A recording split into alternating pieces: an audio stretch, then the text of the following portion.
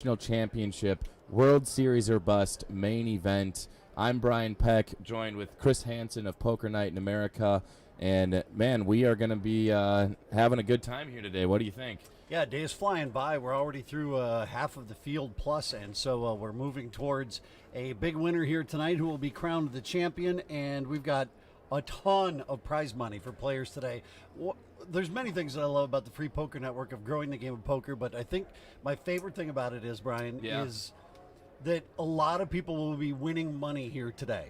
Finally. Yeah, so it's one of those things where you play, and then finally, like, you're cashing in and you're getting some good return on all of your time today. Oh, and you got to have a kick-ass vacation in Vegas too. Absolutely, yeah. Weather's been great down here. A lot of our players are traveling from across the nation in very cold weather, so it's just a treat to be down here. 2 years hiatus for various reasons, but let's go ahead and introduce the players on the table.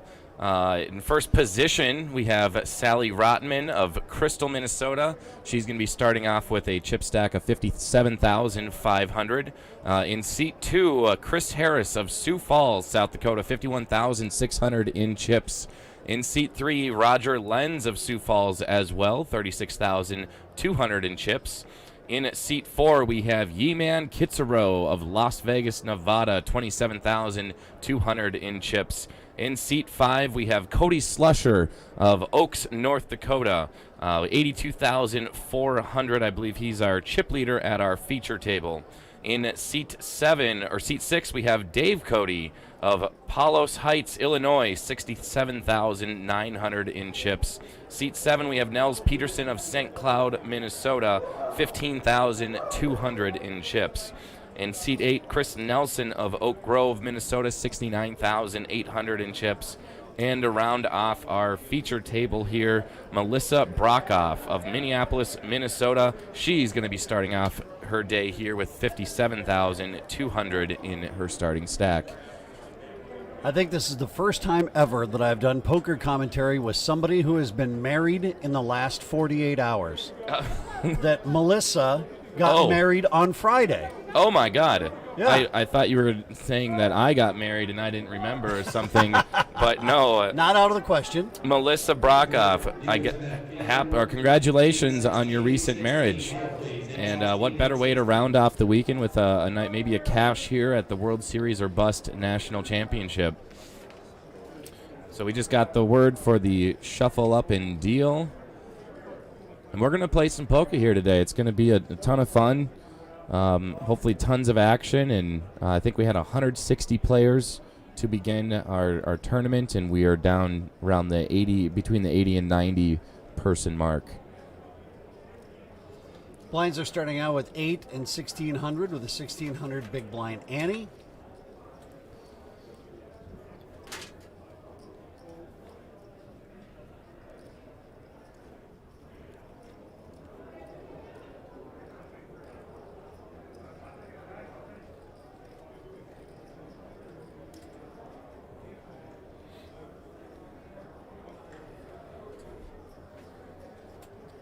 And if you have been following along on the weekend, just checking in on our Facebook page and whatnot, Poker News is also doing live updates for our main event here, and they have been all weekend long, so we definitely want to thank Poker News.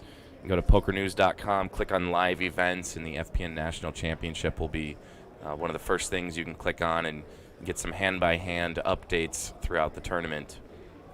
Right now, Roger in seed 3. Picked up the second nut flush draw. And he would have to. Chris Nelson betting more than Roger has in his chip stack. He's going to be putting him all in effective. Roger's going to be looking for a club or a king. Well, he's ahead. I mean, if he can hold up here, Chris has got the gut shot straight draw. Oh, of course. But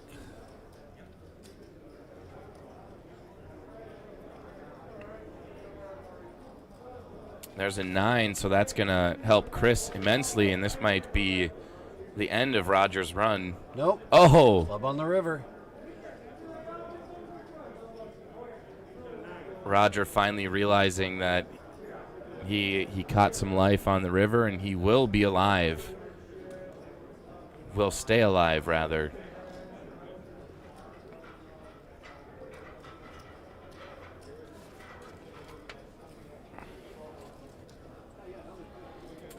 Certainly stings a little bit to lose the first hand on our feature table by way of being rivered, but you know, that's just how she goes.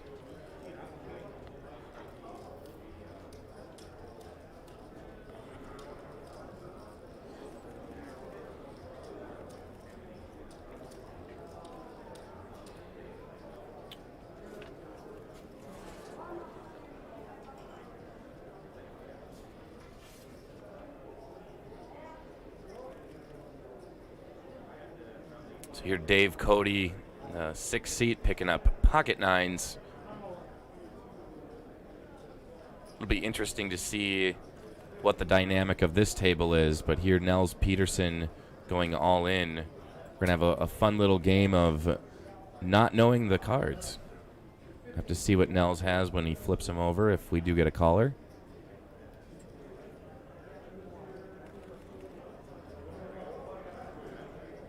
Roger throwing away some deuces. Ye-Man Kitsuro. Something to consider here with ace-10. Perhaps we'll see some action.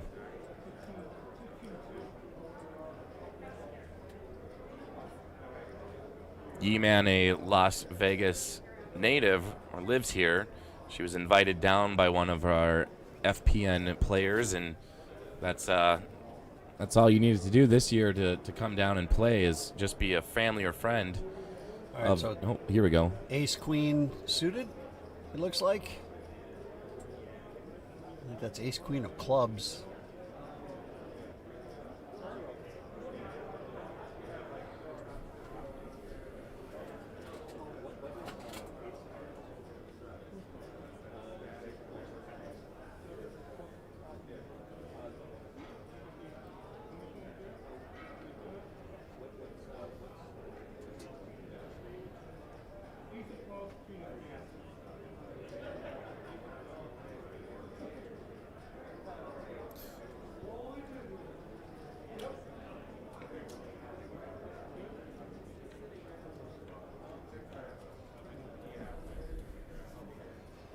Flop is 6, king, 10, 9 still ahead, but now also Nels picks up the straight draw. And when you're at risk, any help that you can pick up is a help. Turns another 6.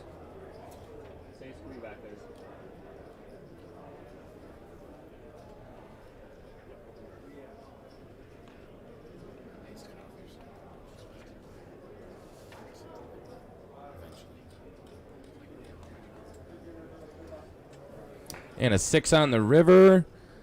And that's going to do it for Nels Peterson. Nels coming all the way from St. Cloud, Minnesota. Had the opportunity of sharing a couple beverages with him last night in the suite for the players. And that's going to do it for Nels. He's got a big family here. Said they were having a bunch of fun in Vegas. So hopefully, this loss isn't too bad for him. Other things to enjoy out here in Vegas, but well, it is World Series or bust, and now he is bust. He is busted. Yep.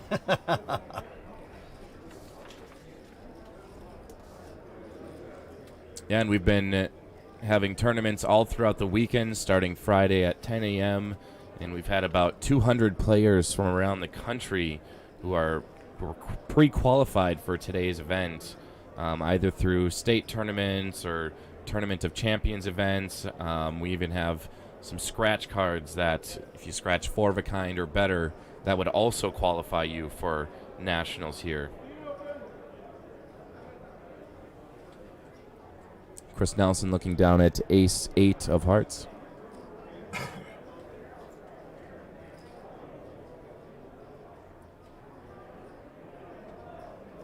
Chris raised it to 4,000, gets a call from Melissa.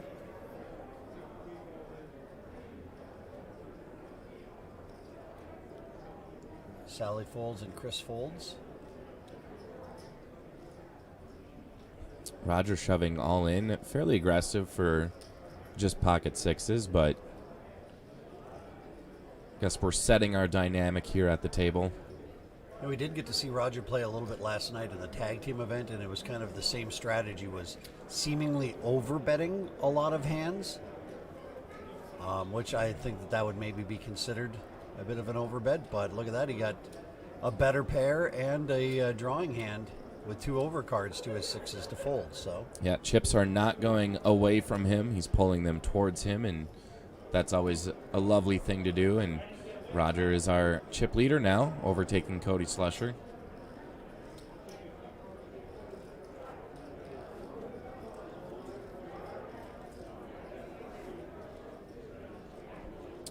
Slusher, one of those guys who had not played in the FPN bar leagues, but qualified by just coming down and playing in the tournaments prior to today, was able to qualify. And so here he is, feature table.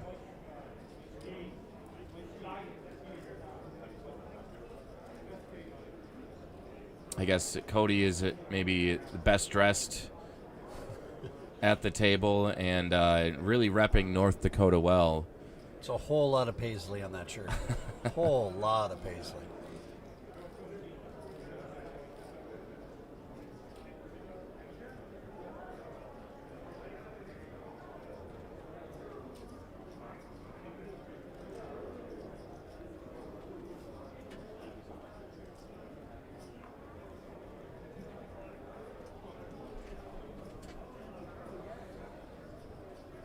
Action will be on Melissa, looking down at King Jack.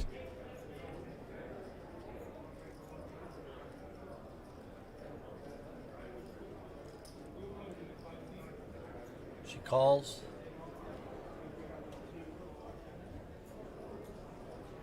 Sally folds. Chris folds. And a big hand here for Yeeman Kitsero. Raises it up, is that 5,500? Yep. Yeah, certainly not 55. That would be an illegal bet.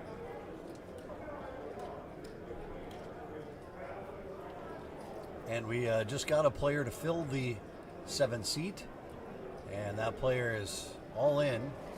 That's Mike Ski with jacks. Mike Ski.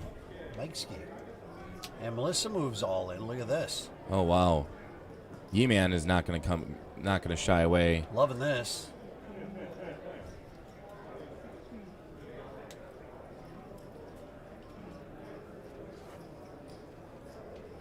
So they're going to figure out this pot because of different players here. Melissa does have the 2 other players covered, but then we also get side pot situations. And It's moments like these I am glad I'm not the dealer, because well, that can be a little confusing at times. an interesting dynamic here with this hand is that Eamon has kings, and then the other player that has her covered has king jack, but then the other player who's all in for less has jacks, and so a lot of the cards that you would need in order to get there, Yeah. the other players have them blocked. So Melissa and Mike are in really bad positions right now, but with 15,000 in your stack with Mike, you see jacks, and I'm definitely going all in this moment. I guess right now the best opportunity to win this hand and eliminate 2 players, if it was going to happen, would be Melissa to try to make a straight somehow. Obviously, that's going to be her path to winning here, as players are now showing what they've got. Melissa kind of Melissa like, oh, this is a horrible spot. 6 or 4 of my outs are covered now. All right, well, she got a queen. She needs a 10 or an ace to keep the hopes alive. 6, another blank, and a queen. That's basically just going to put the check mark for Ye-Man. So Melissa will get some of the money back, but Yeeman is going to triple up, actually, almost.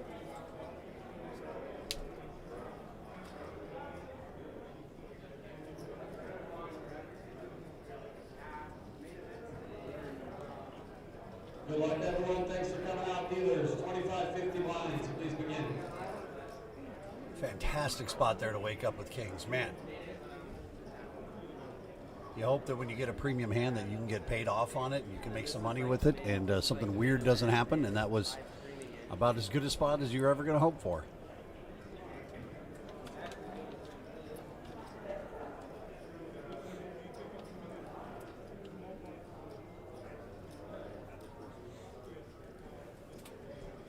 We're going to have a new player coming in to seat 7. It's not been good. It's already started 2 players on fire. So Mike has used up a total of 1 minute of his 15 minutes of fame. That was his first hand. yeah, got to play one hand at the feature table and Bustola. But where you were at for him coming into the table with 15,000 in chips, I believe, is what he had. And with the blinds where they're at 8 and 1,600, pocket jack seems like obviously a great spot. And you just hope to get lucky. I definitely would have done the same thing in his position, and I would have probably just been as unlucky as him. You notice this? Oh yeah, Shave today. it's a nice. Is that cocoa butter you put on there for that nice? It's a nice sheen. Hair's a little wild. But, it dawned on me today. This is from the really weird category, but it dawned on me as I was shaving today. Yeah. I never in my life have shaved with one blade. My entire lifetime. You're a multi-razor user. There's always been, it was like, why are you putting 2 razors in there? That was the first one. And then, 3 and 4, and I think there's even 5 razor straight edges now. I mean, my goodness. This is what goes on in my head when I'm standing naked in front of the mirror shaving. Up in the room here at the Golden Nugget. I'm happy I don't shave. I guess for moments like that. I didn't think I'd hear that category. We're going to keep that in Vegas here. You're welcome. Roger raising to 4K with ace 6 of clubs. And everyone folding to the big blind. And Chris has got 7s.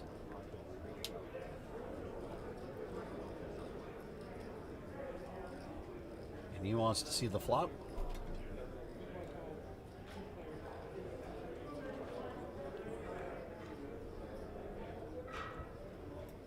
The flop is 4-4-5, so 7's still ahead.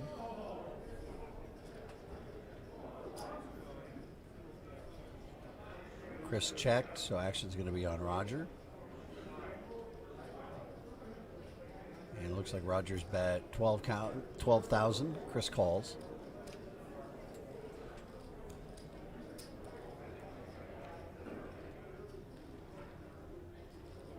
Queen on the turn. No help to either player, but Chris now with an overcard. Wow, and look at this. Roger going all in, telling the story that I've got ace queen. That is the story which has been told. Let's see if Chris is going to believe that story or if he's going to fold.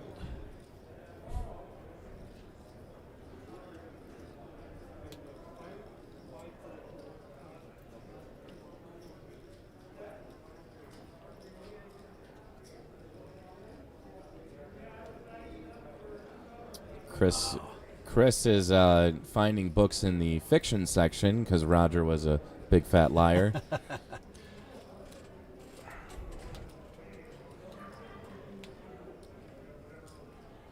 Well, that story would be that, obviously he raised pre-flop.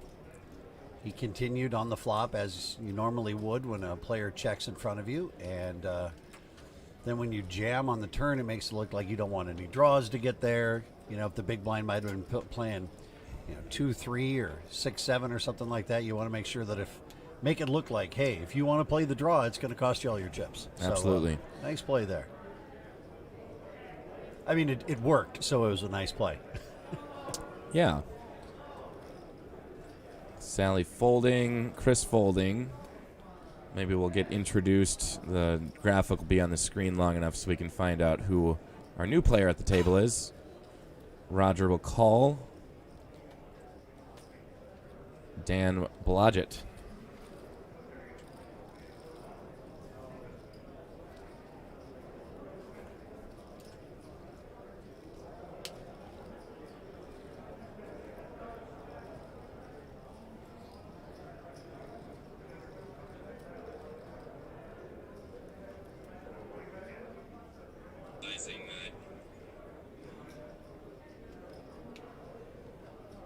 So Dave calls, Dan calls, Chris calls in the small blind, and Melissa with the option. She'll raise it to 4,800.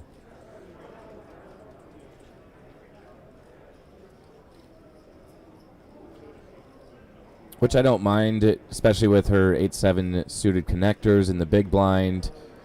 Defending it, making sure that if the other players do want to play this hand, they will have to pay a little bit more.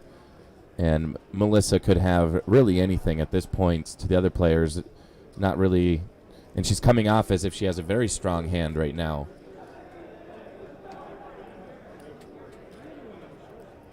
Roger calls. Dave calls.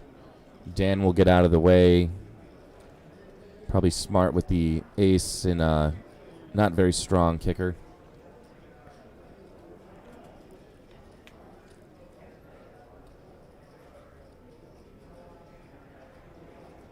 And we're going to a flop.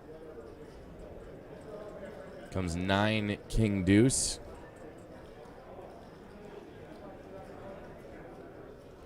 Kind of a blank, but Melissa going to have some pot control here.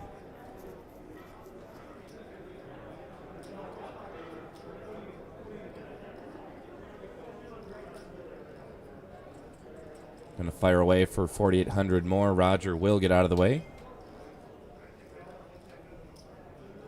Dave Cody calls.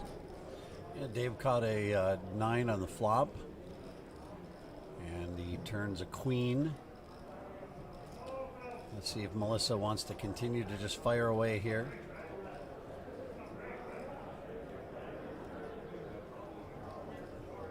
I mean, if you are Dave, it does get tougher to call because you've now got 2 overcards on the board. Somebody could have picked up a draw on you as well, but he does call the 4,800 bet. I would have probably bet more.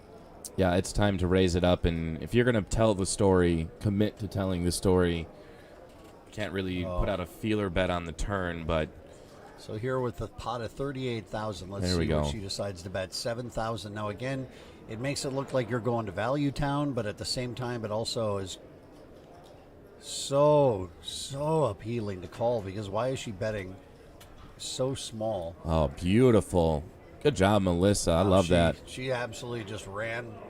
And that's one of those hands that you pull that off. Some people love to show that. Like, yeah. Hey guys, we're not messing around here. I'm not scared. I'm not afraid. I'm willing to make some bluffs. And Melissa coming out strong. Right on the feature table. She's here to stay now. I'm going to go ahead and question the size of the bets, but in the end, the chips are coming to her. So. And we're not out there. No. So who are we to tell them what they're doing? Well, we are being paid to be back here and to question and guess and speculate, but. So that was a little bit of a chunk off of Dave's chip stack, but he's got plenty of chips in front of him. I'm going to go for a couple hours here with the feature table and then be back later tonight for final table. So we should have a fun night here in Vegas, crowning a champion. Over $50,000 of prizes awarded here this weekend. And when you think about it, is that ever since the Free Poker Network started back in 2005, that they have given away over $1 million Oh, my. worth of prizes and cash. And so, again, going and playing for free in your local establishment can turn into some big money. A couple years ago, there was a couple... can't remember exactly who it was, but $25,000 to our winner, and there's $20,000. So, yeah, a lot of money can be won, and we have our online platform as well that players have been winning monthly tournaments and been able to win some cold hard cash as well. So there is some incentive, and it's not all just playing in the bars for free. It's you are able to have some payoff along the way. Haven't even really been paying attention to what's going on, and we have an interesting little hand here.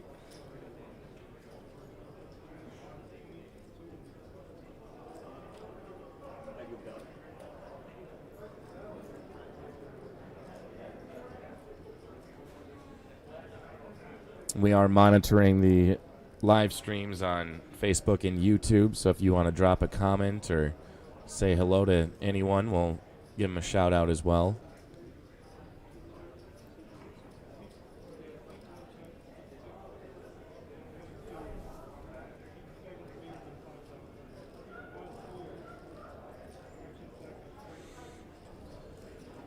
All right, so let's see what's going on here. Dave, seat 6, has got the open-ended straight draw, and Dan is betting $22K. And the turn is another heart and another 5. So Dave now with that draw. This might be a position of whoever fires away first will win. Gonna get to see a river. Another heart. So Dave has did a quick heart check there, found out it was a diamond. Horrible feeling. I knew it was red. Oh, it was a diamond. Crap. So Dave checks, and Dan is betting, and there's nothing there for Dave to call with, and so he will fold.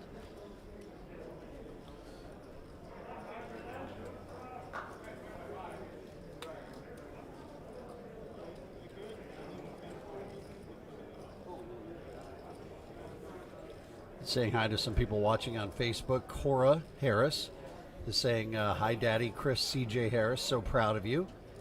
So I would assume that is obviously maybe Cora Harris's relations to Chris Harris. And also Lola watching Chris Nelson here at our feature table. La la la Lola. La loo.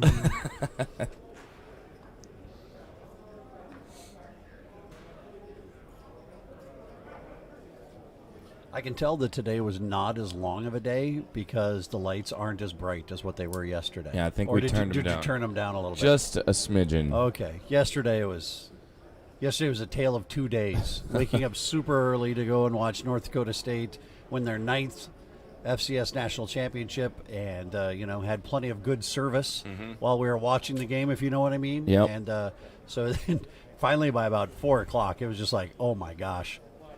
This has been a long day. Yeah, nap time, and then come back. And then wake up, and it's like another day in the same day that you have to start going. So, yeah, it's interesting how time works down here in Vegas. That's not reality. Well, look at this. We're going to have 5 players, I think, here see this flop together, so this will be fun. And as it stands right now, King Jack and for Dave Cody is the leading hand going to the flop, and the flop is 10, 7, Queen, and that King Jack for Dave Cody just flopped another open-ended straight draw. Pocket 6s for Chris Nelson, technically ahead because he's the only player who has a pair at the table. The turn's a 4, so that does improve Chris's 6. Sally picks up an open-ender. A little bit.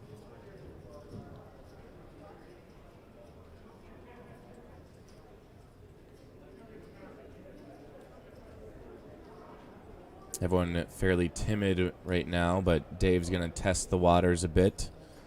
Dip his toes in with a bet of 3,000. And that'll get a couple hands to fold. Sally folds over to Chris Harris. I was surprised Sally folded her straight draw. Chris will call. River is an ace of hearts.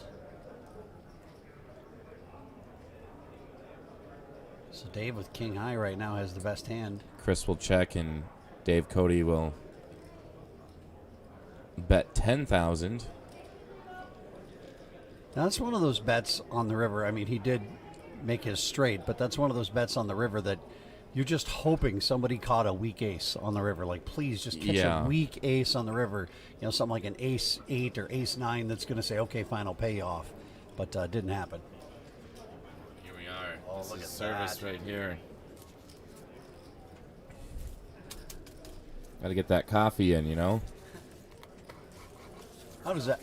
Yeah, something like that, yeah. Coffee or something. Leo, say hi to the people. Hello, people. There you go, Leo. There he is, yeah. Guys having fun? Leonardo. That's my Tio. Yes, sir. Thank you. Leo, one of the main, or the core team here.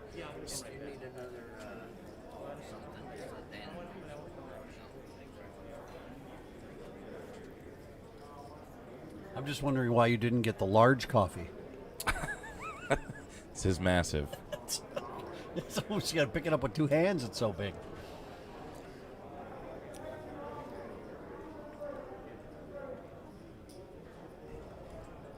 I was hoping to get this in one of those really tall, like 3-foot tall drinks that you see people walking around Fremont with. Big football shape or a guitar shape. Yeah. 5 days worth of coffee in one drink. That would be worth it. Oh boy. Yeah, baby. All right, so we're going to have another one of the pots here with a bunch of players. One big happy family, I guess. Roger's trying to ruin the fun. He raised it to 7,600.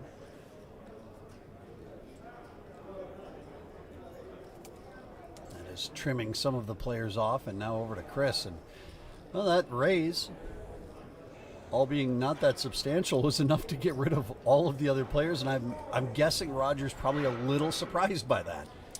Yeah, that many people in on a hand and having ace middle of the road card. That was the best hand. No one else wanted to test their luck with it.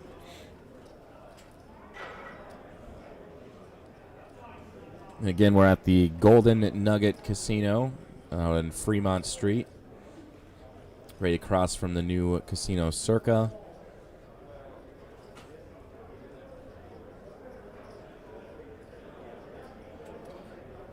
Interesting side note here is that, downtown Las Vegas, obviously with the long history of poker, with Binion's just over across the street, too, for a long time.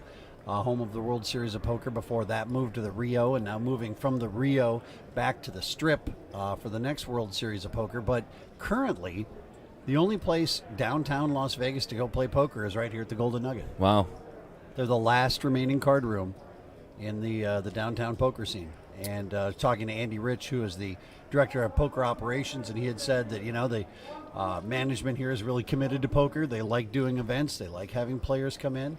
And let's be honest, running a poker room is a very labor-intensive situation. Extremely, yeah. You have to be here. Yeah, you have to have butts in the seat. You have to have dealers. You have to have floor people. You have to have cashiers. All of the that goes into it. So great to see that they're continuing to keep poker alive in downtown Las Vegas. Yeah, it's just been easy to come here. Golden Nugget knows what we like, knows how to run the tournament very well. So hats off to them all weekend long, being gracious hosts and just doing a very good job to make sure the experience of our players is world class. So Yee-Man with the ace jack and Dave Cody with the big slick. A couple of suited aces here. And the flop is all the wrong color for those two suited aces. Yee-Man picking up that jack, middle pair.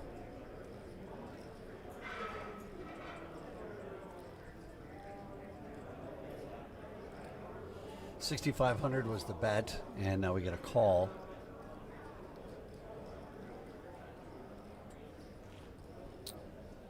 Gonna raise. Dave's gonna raise it up to wow, 13,000.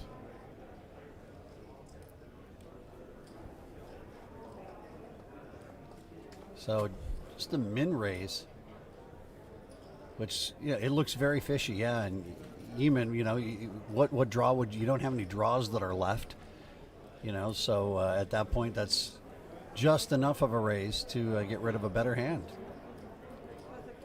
She limited the number of decisions she had to make, knowing there were no more draws, and the board was all one suit, with the potential of a straight draw as well. And so she must have been listening to the live stream last night and limiting her decisions. That was your best advice.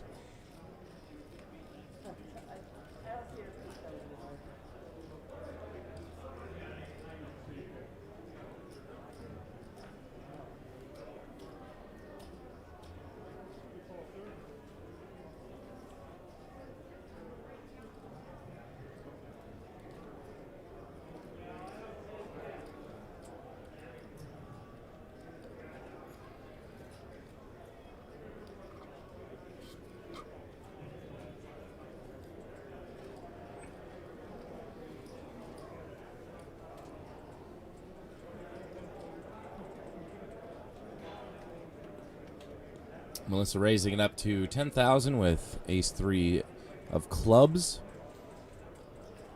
Folding around to Chris Nelson, who will put all of his chips in the middle.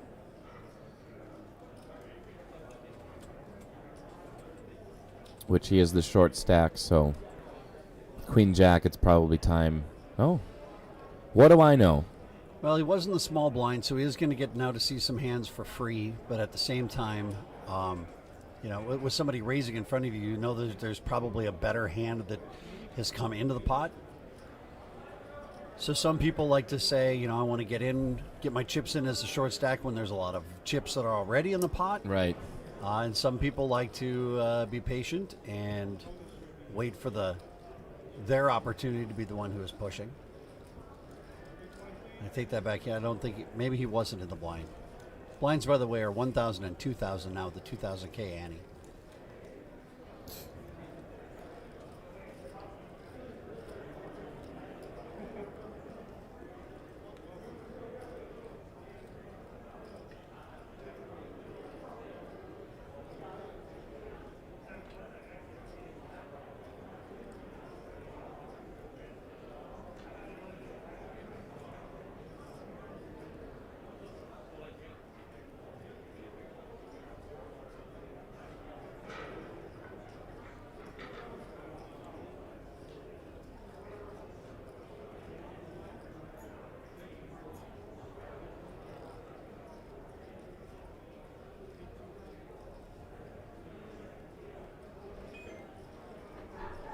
All right, action folded to Eamon on the button.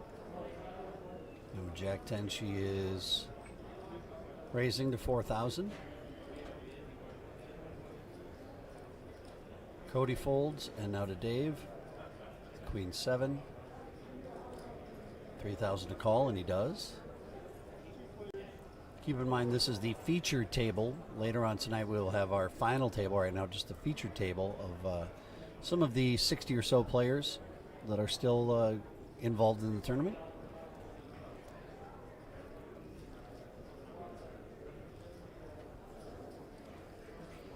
Dave flops top pair and now betting.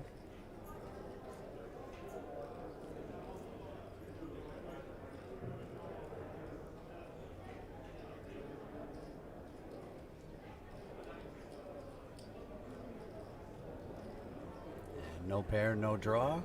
And no heart, a fold.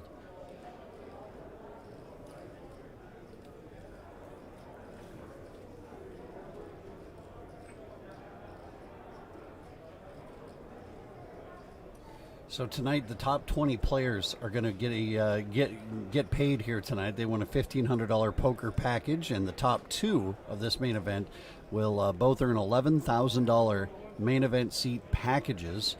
$10,000 with the buy-ins to any event of their choice, plus $1,000 in cash. And so top 20 players getting paid tonight, and the top two will both be having an opportunity to go for it all at the World Series. When is that again? November. It's in November, next November. Yeah. Because that Or one, not yeah. November, excuse me. Next summer, so next May. Okay. That'll start. Thinking of the November 9 in my head. That was not right. Yeah, actually, Cody Slusher just came back from the World Series, or was playing down here just like a month or so ago. Was that the World Series? I feel like it was. He did play.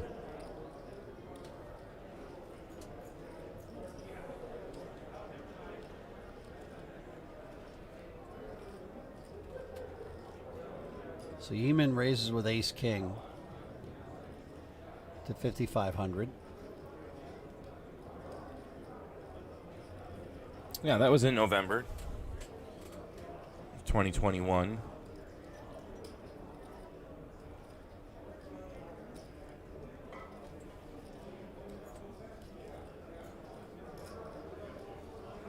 Well, it looks like everybody wants to have a piece of the action here, so we'll have 5 players. We're going to see this flop together.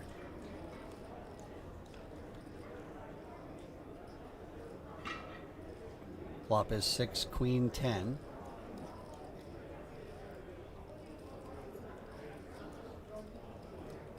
So Chris Harris has made a pair of 10s in the 2-seat on that flop.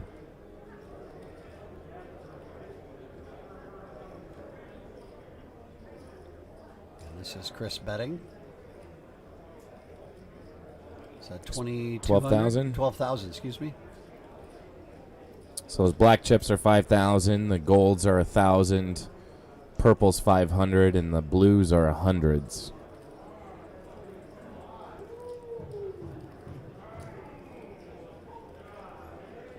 E-Man will call.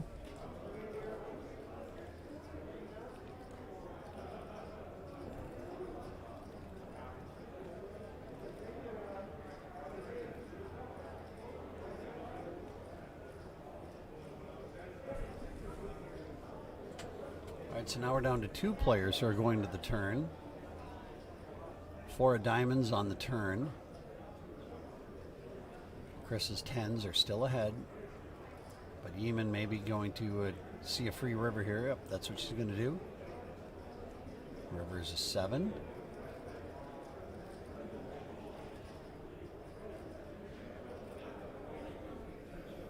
Chris will check.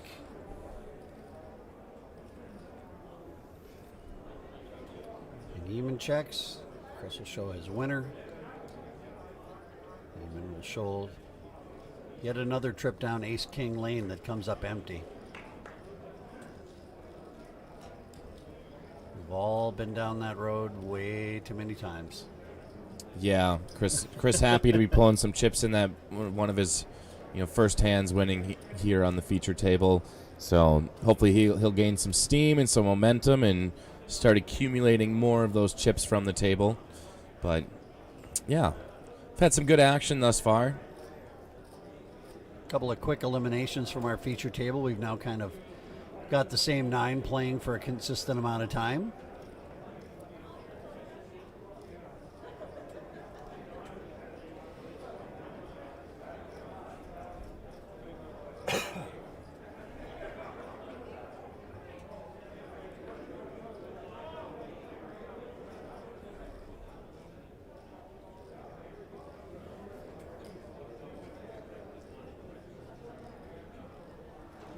Sally Rotman with her ace-jack of hearts. Very strong hand against Chris Harris's king-9 of hearts. They both have limped in. Action now on Roger. He calls. Yeeman calls. Oh, she folds.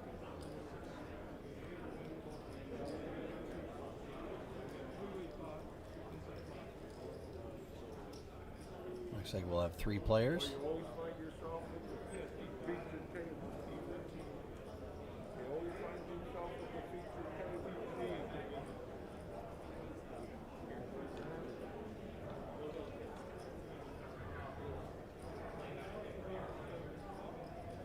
Flop comes 4, 7, 7, 2 hearts. Not what Chris wants to see. Well, he does, but he does. He doesn't know it that that's not what he wants to see. And Roger folds. So now back over to Sally. Calls. 8 of diamonds. And we go check, check. 5 of hearts on the river. Oh boy. We'll see what happens here. Oh boy. Now Sally does have a smaller stack by what we have as our current numbers in front of us. I think Sally's about to call the Uber to bring Chris to Value Town. She bets 8,000, yeah, I would say. And Oh, that's enticing for coming over the top from Chris. Yeah, you want to raise so bad. But at the same time... And he does, up to 16,000. And I'm guessing here comes the ship. Love to go fishing with Sally. She is just reeling him in.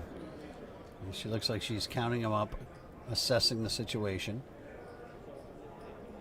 Maybe a go beaver hunting. She's good at trapping. Now, the only thing maybe you would be, I don't know what you would be scared of here, but there were 2 sevens on the flop, but she does move all in. And I'm guessing that was a call. Oh. I wanted it so bad.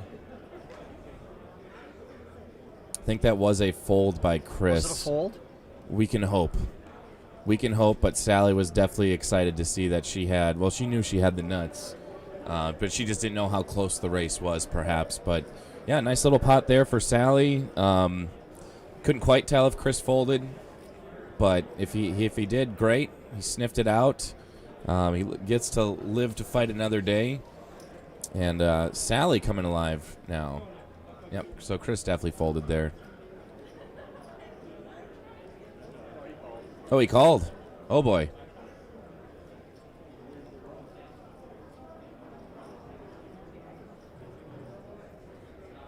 Also just got reports from our research team.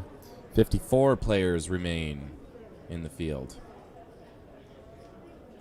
So we've seen most of the eliminations here at the feature table. Right away we had a little flurry of eliminations, and now we're kind of settling in.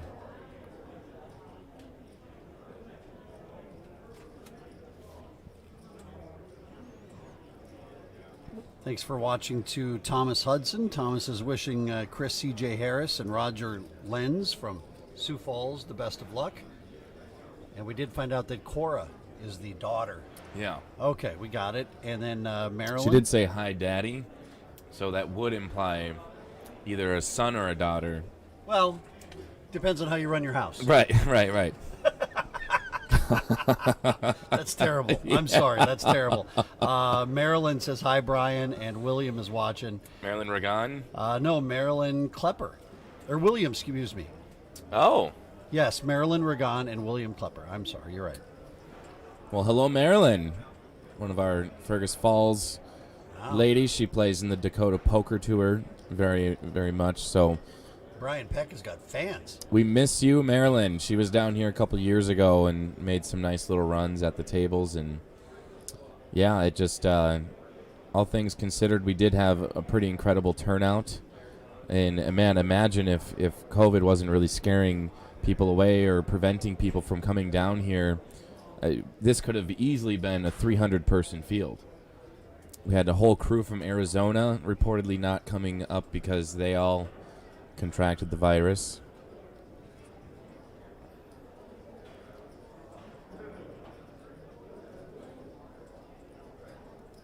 So all things considered, a pretty impressive turnout and a lot of very good characters here as well. I was able to party with some of them last night. Chris Nelson moving all in with not much.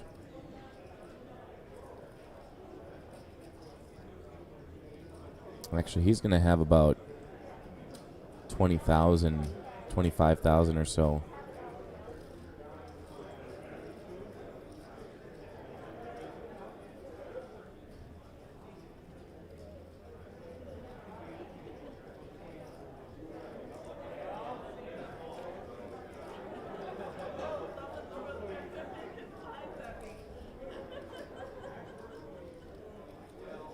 So in the danger zone, he made a raise there, not an all-in raise, just leaves himself with 13,000. The flop is 9, Queen 5. And we had an all-in from Melissa and then a fold from Chris. So that's one of those, you make raises and you just, there's just not that many options that you might get King Jack to fold there. I doubt it, but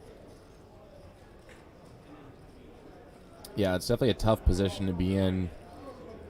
Typically, if I'm playing, I would rather just go all in again and take the decision out and not just raise it up to try to get a player to fold or catch something on the flop and then leave myself with less than hardly anything.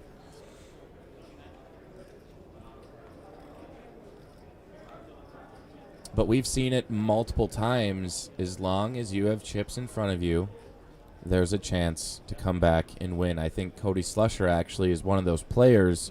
2 years ago at the windbreak in Fargo, he was just on an absolute roller coaster of a ride and was the short stack at the feature table and then brought it up to chip leader and came back down. I think he eventually busted out, but Cody was down to slim to nothing and he doubled up a few times, so anything can happen. So Chris Nelson is not out of it, not even close.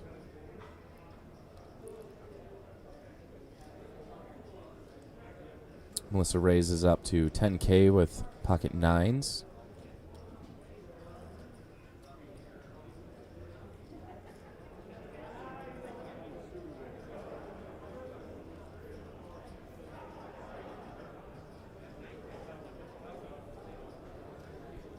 And that raise is going to win with a pot. I got to say, our broadcast center in here, I feel like I'm ice fishing. We might as well be. Next year we'll bring a bucket and we'll just put a fish in there. I mean, it's a very low ceiling. It's all wrapped in black, and we're kind of secluded from where the table is. And Yeah. It's a very interesting little setup. I guess all we're missing is ice. Yeah, ice, Ice is a pretty big one. which I can do without ice for just a little while.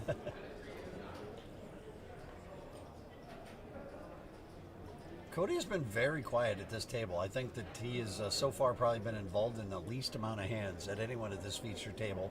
And so Cody Slusher is just biding his time and waiting for just the right moments to get involved. And sometimes it's out of your hands. The cards are going to do it for you. That's one of the things in poker that impresses me the most is when someone's card dead for hours. Ken, you heard, I've been card dead for 5 hours. And just like I could not keep the willpower to keep going. I would get frustrated and just want to force something to happen. But that's why Cody is such a good player. It's because that doesn't matter to him. He's able to pick up on what other players are doing. He's very attentive at the table. Obviously doesn't look like it right now. He's just kind of pondering some thoughts. But that's what separates players from a good player that brings you to that next level of winning more and more, cashing more frequently. Patience. Something I am terrible at. A lot of people that don't really understand that poker for a lot of the time is so boring. Like sitting there and just waiting, but yet at the same time you can't let your mind wander. You got to stay with what you're doing. Especially in a tournament situation where now you're to the point where there is no more re-entries and you're trying to get yourself to a $10,000+ payday. Is that you got to keep your brain in it. You got to keep thinking.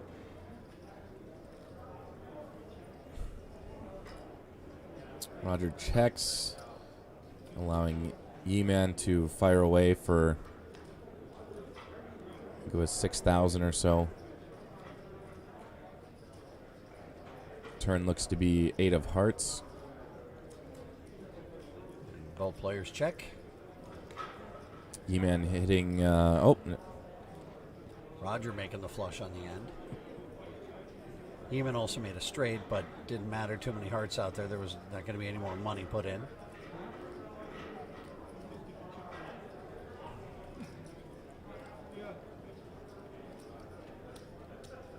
Yeah, Yi-Man, someone you're going to have to watch out for because she hasn't played in the league, and a lot of these players are familiar with each other, at least over the years coming to the national championship here. But Yi-Man knew someone from our tournament, and so invited her down, and here she is on the feature table, and you don't want to sleep on her. I have a feeling Yi-Man can be pretty strong player. But I think that just showed the chip stacks, and she's down there a little bit. But just got to catch some cards and turn it around. Glenn is watching on Facebook, and he's throwing his support to the fellow South Dakota players, saying, "Go South Dakota," cheering for the entire state.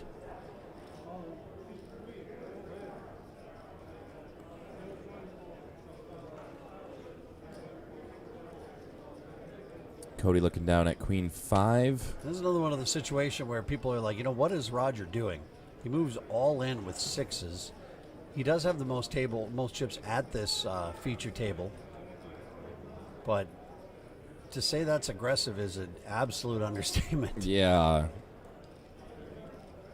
I mean, you get caught with anything else. Well, you are, you're late in the progression there, and he's doing that. I believe he did that, on the dealer button, so you've only got 2 players, and odds are they going to wake up with a hand or are they not? I think he just wanted a free chip count. Is that what it was? Yeah.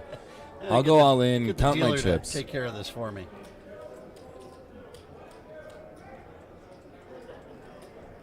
My favorite is when they count like 98% of the chips, and then the other player just folds. So they get through all this work of counting it, and Well, especially in this situation, that Dave Cody in seat 6, who's the other player who's still involved in this hand, he's got you covered. Like, Yeah. there's no doubt about it. So I don't see what the point of having the chips counted is.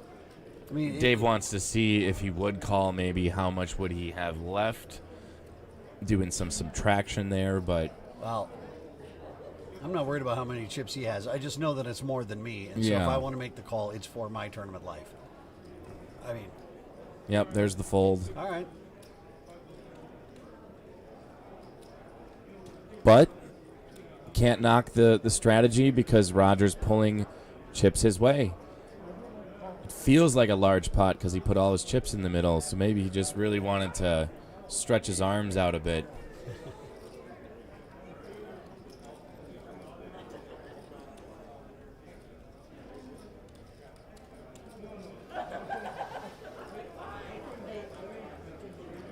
Maybe he was trying to target some of the shorter chip stacks, and just so happened that our other, chip leader at the table is the only other player that really could be involved in the hand.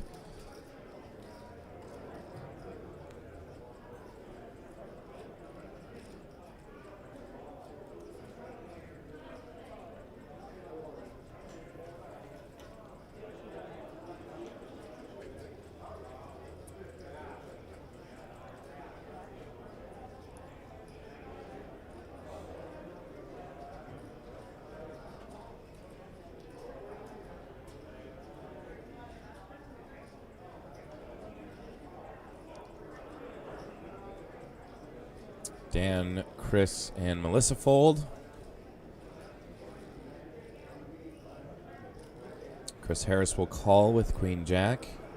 Roger Lenz will call. Ace 8 over to Ye-Man.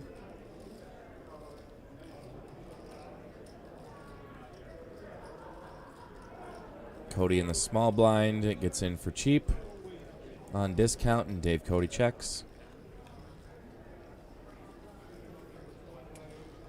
Flops 10 high and gives Cody Slusher a pair of 10s. Straight draw for Chris Harris. Cody also with the open-ended straight draw. No, excuse me. Just the top pair.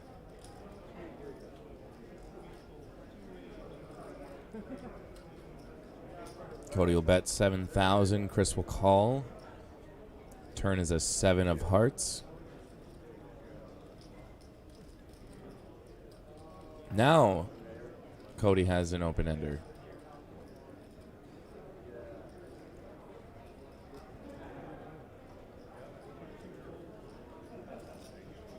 Look at that. All of his patience for Cody Slusher that we just talked about, that we hadn't seen him involved in a hand in quite some time. And he does finally get into a hand and ends up taking down the pot.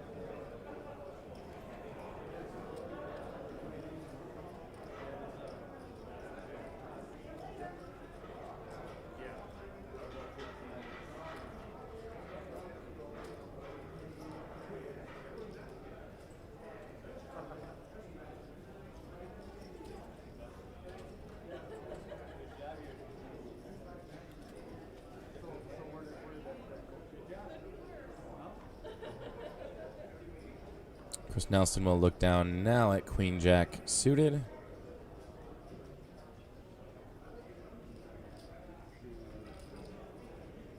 He will call the blind, 2,000. Melissa will also call. No, it looks like a raise actually to 6,500. It's going to get most players out of the way over to Dave Cody. And Dan folds. Oh, Dan calls with his 9 deuce. Got ahead of myself there.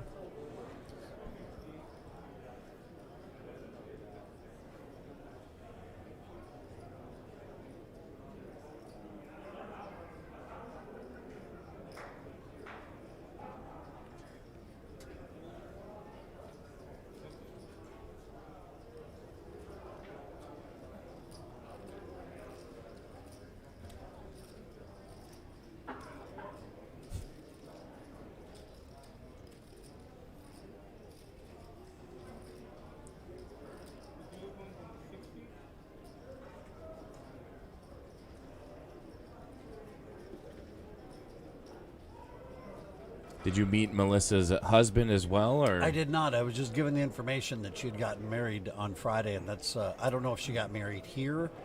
Yeah, she hasn't met him either, really. It's one of those Vegas stories. Ah, okay.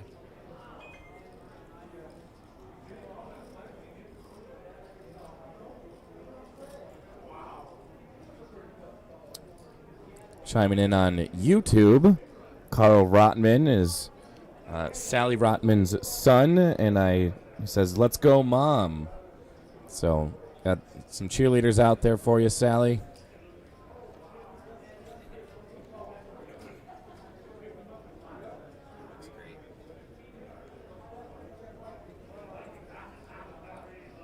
Dan with King 6. Fire away for 6,000, 4,000.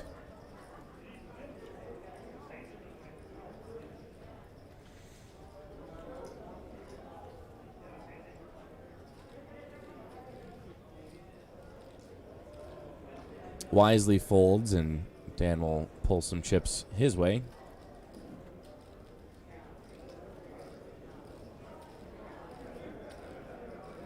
So we had just gotten the update. We're just under 60 players. Okay. Was it 50? No, was it 54 that you had said earlier? We're at 54. We were at 54. That Okay. very well could have So changed as we by get now. close to 50 players, you keep in mind that this is a feature table that you're watching here, and that the top 20 players are getting paid today in the main event, and the top 20 players will all earn at minimum a $1,500 poker package, and then the top 2 will both be getting main event seat packages, and that's worth $10K, and then also $1,000 in cash. So that's what everyone here is hoping for at the end of this World Series or Bust promotion with Free Poker Network, which, by the way, since its inception in 2005, if you missed it earlier, has given away over $1 million in cash and prizes and trips, so many fun things. And again, it all starts in a lot of these players' backyards, going to their favorite establishments and playing some free poker.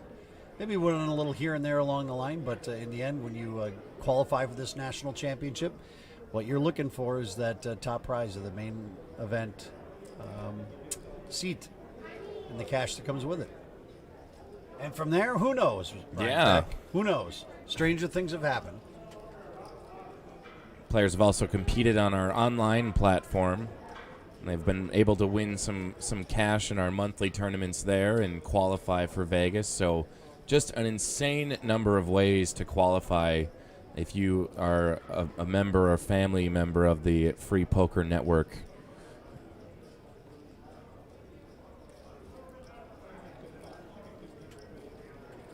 You can find us at freepokernetwork.com for locations, and if you want to start a local chapter of the Free Poker Network in your hometown, your local bar, go ahead and put in an inquiry, and we'll get you all set up with the chips and tables you need. Pretty much provide all that for you.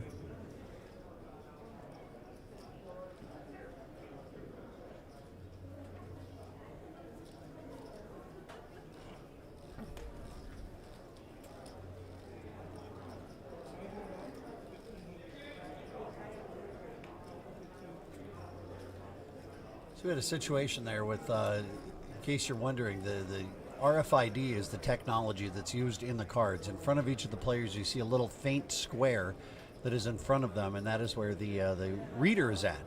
So that's how we know what cards the players have. Now, those cards aren't as durable as what a regular deck of cards is. Yeah. Because there is a small electronic, obviously, that marks what the card is on the inside. There is the entire card is the chip. Right. We've torn a couple apart that were broken just because we're curious. Yeah. And yeah, it's very interesting and cool technology, but those cards, they do not last as long as a normal deck of cards. But do we just have a deck swap there? Must have happened. Yeah. Yep. It looked like Melissa could tell on one of the cards. And that what commonly happens is that one of the cards, because of there's something inside of them that structurally the card will show as to what it is. So if you bend the cards a little too aggressively, you can very easily put a crease in there, and then the card is marked. And if you notice one of your opponents has that card and you know what card it is, that's obviously going to create a unfair competitive advantage. So whenever that kind of thing happens, it's pointed out, and the deck just gets swapped out.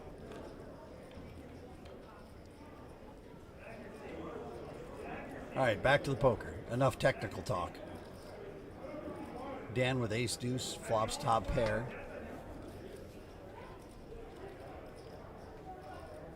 Both Sally and Dave check to him, and so he's going to be betting. Looks like 10,000.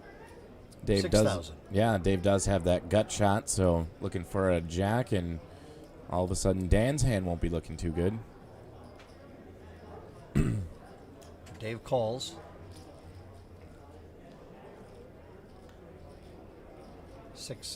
7 on the turn. And now Dave's going to try to take advantage of this and try to take the lead in the betting. So he bets 8,000. And a call.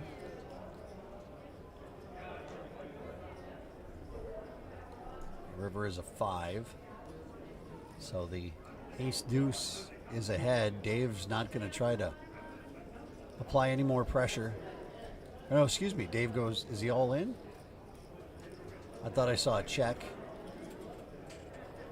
Looks like Dave's all in. Well, that would be the ultimate amount of pressure that you can apply.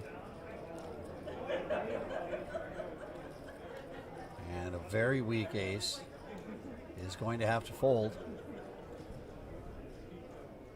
So Dave told, again, it's all about that telling the story that, told the story that I was really good on the turn.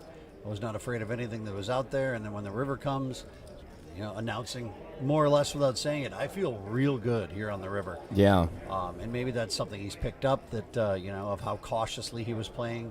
His opponent was playing that particular hand. There's a lot of different variables, obviously, that go into trying to make sense of what's going on at the poker table. It's a big part of the game that I think a lot of people don't.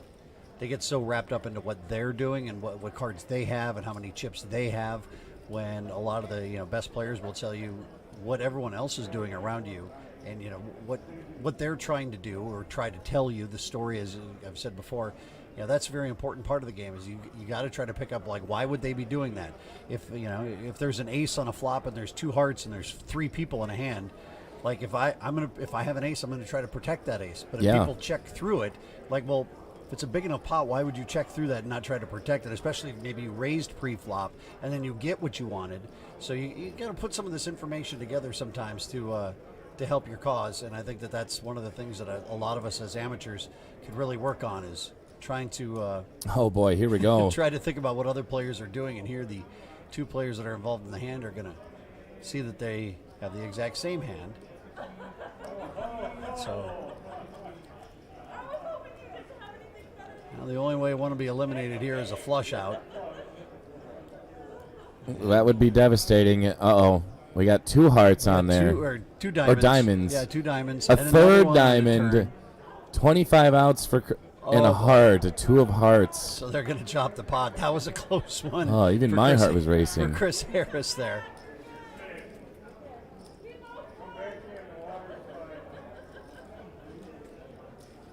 I don't know. I heard Melissa say we both won. I would say you both lost. Yeah, you with definitely. With queens, you definitely don't want to be chopping a pot with queens. That's not what you had in mind at all. But no harm, no foul. Basically, nothing happened, and they both get to live to fight another day. Yeah, I want to make a mention. Oh, now the next time we're on the screen, I got to show this jacket that you have got, because I know you can get swag on the Facebook page that you can buy free Poker Network swag. Is this one on there? It might be. I know we didn't buy as many of these. They're not as many in stock, but we do have other swag. We'll put that jacket on, and maybe between the next hand. Maybe that's why I'm getting the ice fishing vibe. Oh. Is that jacket that you've got on. It's a lovely buffalo plaid. I walk in to the Twin Peaks with this jacket, and everyone confuses me for Think working you're a manager? there. Yeah, because that's the same exact plaid pattern. Here, Ye-Man going all in with ace 8. Cody gets out of the way.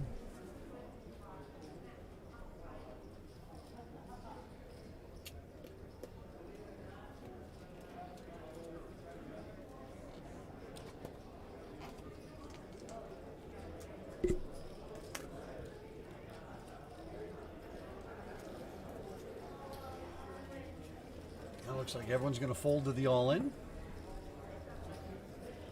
All right, Goose, put the jacket up if you can. There you go. You might have to stand up a little bit and model this off, but look at this guy. He's got the Free Poker Network logo going on there. He's got a little, okay, now we're getting the money. Now we're really getting the money. Get a nice little chest zipper thing. I'm just sitting over here with just the plain gray jacket, feeling like I love that jacket.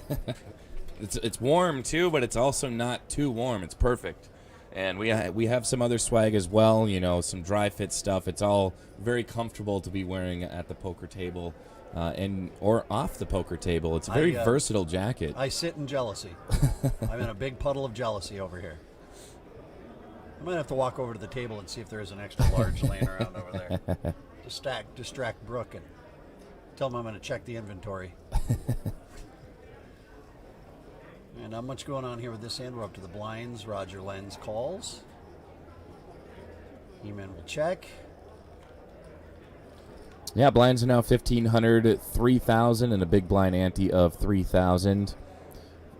Here we got a flop of 6-9 Jack Rainbow. Roger will be first aggressor, pairing his nines, and E-Man will fold. If you don't mind, some of these NFL games are close to getting final. I got to look at some tickets here. Hold on a second. Oh, boy. Did you bet on the Vikings game? Yeah, I went the other direction. I went against the Vikings today. I would have done the same thing. And they found a way to pull that out. Let's see here. That's that one's a winner right now. That one's a winner right now. That one was a winner earlier. Nice, that one. The old 16 parlay didn't quite come through for me today. A 16 parlay, so that's 16 parlay. things that need to happen. Yeah, you know, $20 investment could have got me $820. You know, things went crazy the right way. Yeah. I've played longer odds than that. I've not won them, but I've played longer odds than that.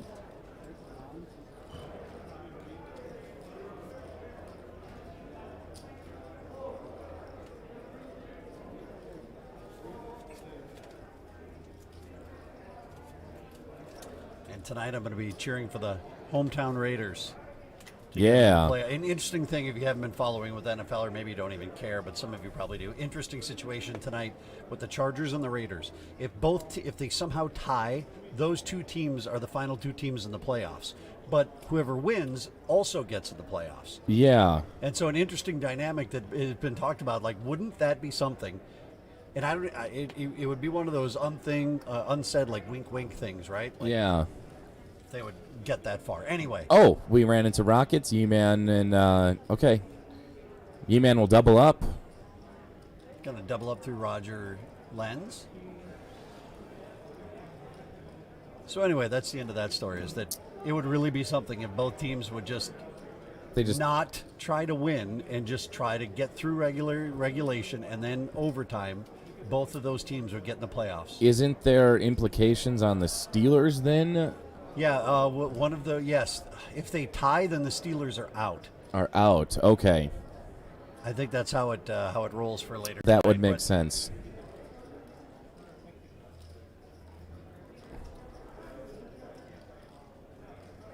But I can't imagine 75,000 people over here at Allegiant Stadium just down the road as Raiders fans. Would you mind if you're a Chargers fan as well? Would you mind if you paid through the nose for these tickets? Would you mind if all you watched were just teams taking knees and punting? Wouldn't that just imagine it. I would be a little peeved. But yeah, no, actually I was talking with my uncle who's a Vegas native. Well, not native, but he lives down here. Said he looked up tickets in the highest seats, the nosebleeds, $400. Well, yeah, that's standard. Insane. And the other thing he mentioned was that you do not want to be down this way when there's a Raiders game going on. You got the Vegas Golden Knights playing, and there's some fights at the MGM Grand. At the end of the night, there is just all those arenas are emptying, and good luck getting anywhere if you are driving or getting an Uber out of the downtown areas. But that's got to be quite a sight to see. You know, the conjoining of those three crowds. You'll have all the Yeah, everyone's been dressing up too. We've seen a bunch of Raiders fans walking around, and Love Vegas for watching NFL football. Some of the best time you will have is if you come to Las Vegas for the opening weekend of the NFL, because everybody is so hopeful. Yeah. Everybody is excited, right? And they're placing bets on whether or not their team is, how many wins they're going to have during the year and whatnot. And everybody still has a chance at the, before there be any. And so it's probably one of the most underrated coming to Vegas weekends that there is. well, and everyone's doing I their love fantasy draft parties here. And I absolutely love it. Opening weekend of NFL. But you can also find yourself getting into a position. I've had a lot of different times where you would see them, this team's going to win. There's no doubt about that. How good they were last year. And they come out in the opening against a team that maybe only won a handful of games and then lose, that. So Yeah. you don't know what every team's vibe is going to be to start the year. So that it's just a fun. And the weather's still really nice here. It's, early September. So the weather's still really nice in Vegas. It's hot during the day. Oh, yeah, I that's wish I it. were I'm coming. I'm booking my tickets now. booking them now. I'm coming back. So Melissa with Queen Jack will raise to 6,000, or Queen 10. Roger Lenz with Jack 10 will call. Ye-Man gets out of the way, and so does Cody. Dave Cody will fold. Over to Dan Blodgett with a couple of jiggities. He's going all in for about 43,000.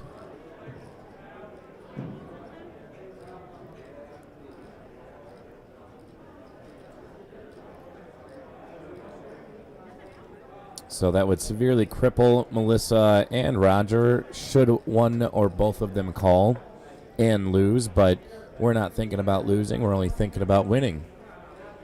Certainly Dan's got winning on his mind right now.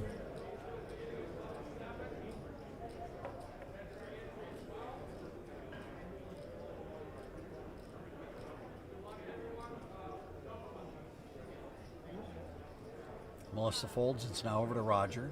Knowing how aggressive Roger has been, but you can't aggressively call. So we'll see what he does here with his Jack 10. I think he's just getting a official chip count. I would be very surprised if there's a call here. Like, I would be 75% surprised if a call.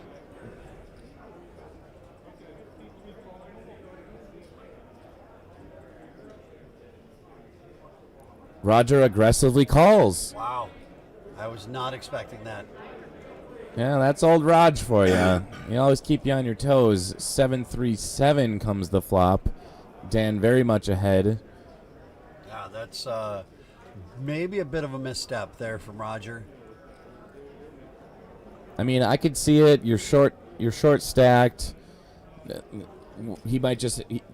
When I'm in that situation, I don't always have a premium hand. You don't have the luxury of waiting for a premium hand. So maybe he had. Oh boy, I almost fell off my chair. Easy there, getting excited. Yeah, I'm just excited for Dan. I mean, you have Jack 10, and your thought process should be, okay, I know he's short, but I'm already losing if he's got an ace. Maybe I'm going to have one live card at worst. Yeah. And, if he's got a small pocket pair, it's just, like I said, I was 75% sure he was going to fold there. There's always a chance. You're so positive. I'm trying to be. You've not nearly played enough. You got to get more poker into you. You become way more jaded and negative. You got to get some more in you. You got to get tore apart a little bit more. Yeah, but I need a little bit of humbling. I did get humbled on the disc golf course, though. I was able to go to Wild Horse. That's my true passion in life, okay. is some disc golf. And Frolfing? as some say, yes. Yeah, in the community, you don't like that? Yeah. You don't like it's that? It's almost derogatory to say Is it really? Yes. I didn't know that. My apologies. It's Frisbee is the brand name that you would use for an ultimate Frisbee, but in disc golf we are using disc golf. It's discs. We don't use different weights? Yeah. Now, different weights. Are they all the same size as far as diameter? No. So you're going to have bigger, small ones? Yeah, it's just like the clubs in a golf bag, for different shots, and you can shape them differently. There's a different disc in my bag for all sorts of distances and fairways to carve out and whatnot to get around obstacles. It's a very fun sport. Color me informed. All right, we got Melissa's all in. Chris Nelson all in. Melissa to call. No, it's Chris is all, yes. Chris Yeah. is all in, pardon me.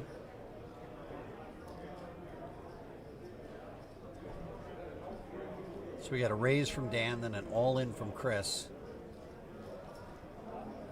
It's not what you would worry about is that if you, I think Melissa called? Yeah, she did call. So I think yeah. she did lead off with like a 3,000 chip bet. But we'll see. So Dan and Melissa will face off, and you can either see a check down, which is fairly common, or Well, yeah. They both share the king there, but they're both checking. And a deuce on the river will give this hand to either Dan or Melissa, and will eliminate Chris Nelson. it's like, hey, we already are going to eliminate potentially one Yeah. player. Let's just check it down. It's one of those unwritten rules or courtesies in poker, I guess. Is it, it's more common that you just check it down with 3 players in, one's all in, and the damage is already going to be done if you lose. So might as well check it down. We'll see what happens after that.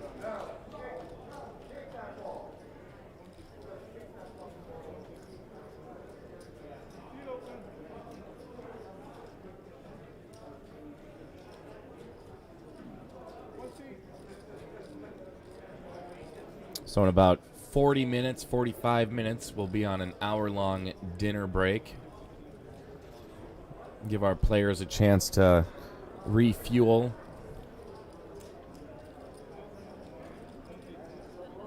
Want to shout out to people watching on Facebook: Julie, Angela, Samantha, Joe, Lee, all checking it out.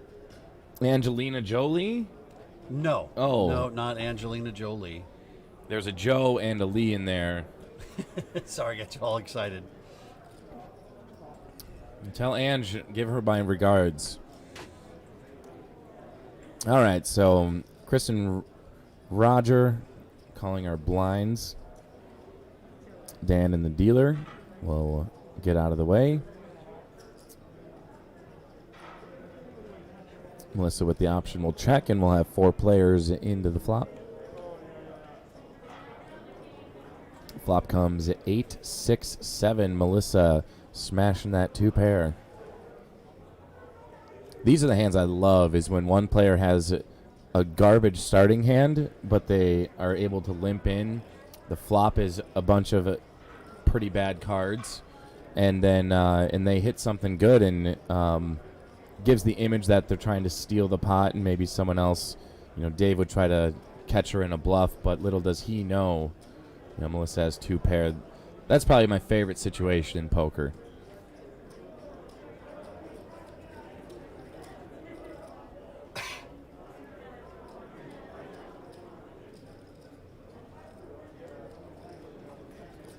Players have been here all weekend long since Friday, playing in other qualifying matches to pad their starting chip stack here this morning. So if you qualified in any one of our other tournaments, I think it add another 10K onto your chip stack or so.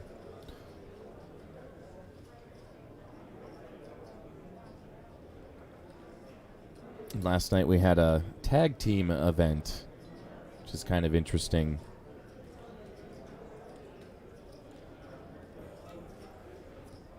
Gave away a couple wrestling WWE style belts to the winners of that.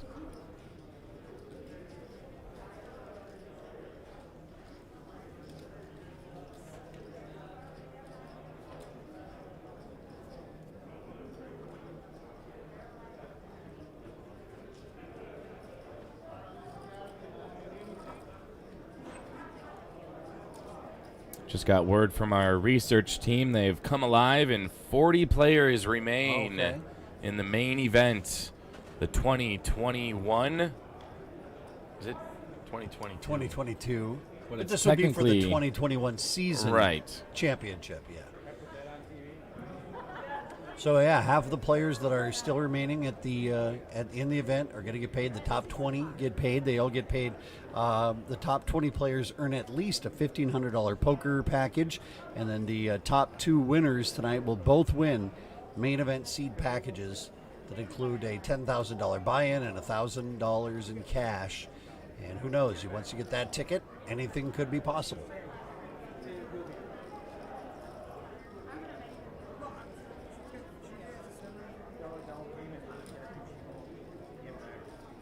And if you have a loved one maybe playing in this tournament but on a different table, you can always head over to pokernews.com, click on live events, click on the FPN National Championship, and you'll get some updates from our other tables, the rest of the field, through Poker News. So we want to thank them for being here and doing some pretty cool work and making sure you guys are informed of others in the field.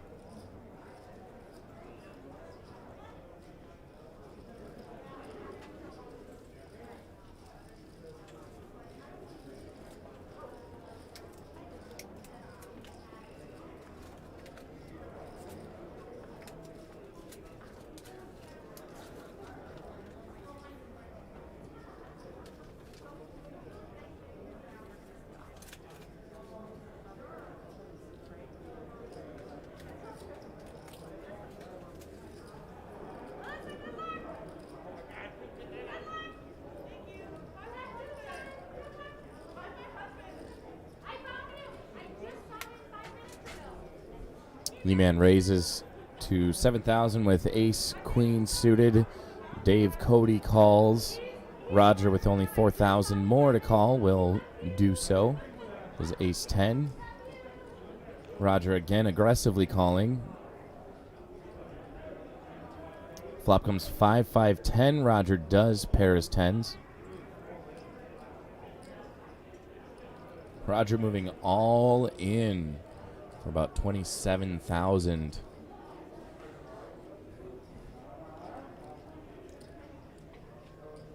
Can we even say Roger's aggressive anymore? This is just him. Is this Roger being Roger? I would hate to see Roger actually playing aggressive if this is normal Roger.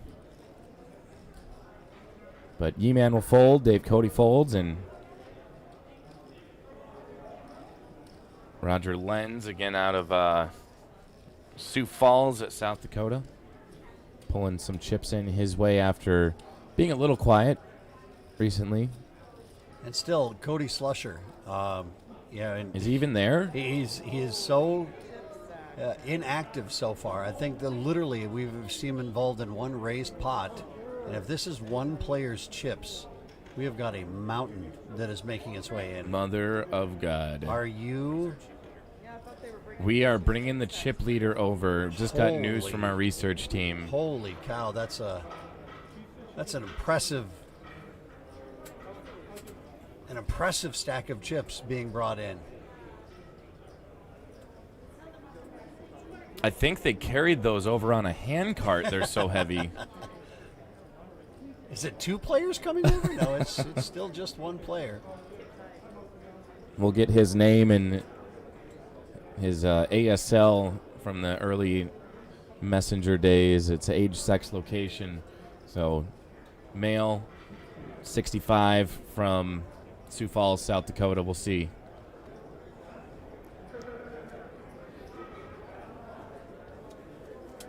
Yeah, and when obviously you're getting down into towards the end of a tournament here, but when you're playing at a table and that player gets moved to your table, it's blessing and a curse. It's an opportunity maybe for you to get a loose call from somebody who's got a ton of chips sitting in front of them, but it's also a curse because every player at the table knows that player has them covered. So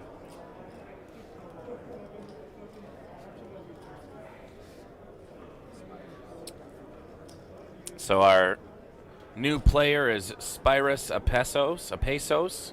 It's from New Jersey. Chip stack coming in to the feature table. You want to even guess? I'm going to guess 258,000. 260,600. It's on the screen, so damn. I was impressed for a second. Like, I'm sorry. Dude, wow. You've been doing this for a long time. You're good at that. I looked at those racks, and I could clearly see that was in the neighborhood of 258,000. Oh, Brian, that's awesome. So cute. We have not taken enough pictures. I mean, you're going to grow up so fast. Oh, man. All right, Dave Cody here. Serious action with pocket queens, but just ran himself into one heck of a hand because Yeeman has just flopped 2 pair. So this is that situation you talked about earlier, is that you have a player with a really strong hand and you just get blinded to the fact that there could be something else going on. And let's see if that happens here. Any 2 cards can win. Sally may not want to get away from her top pair. Decent kicker. I don't know if Spiros is going to have enough time before the dinner break to get all those chips out of the rack. My goodness. We don't know what he has. We've not caught his cards yet. Mainly because the RFID readers were covered with mountains of chips.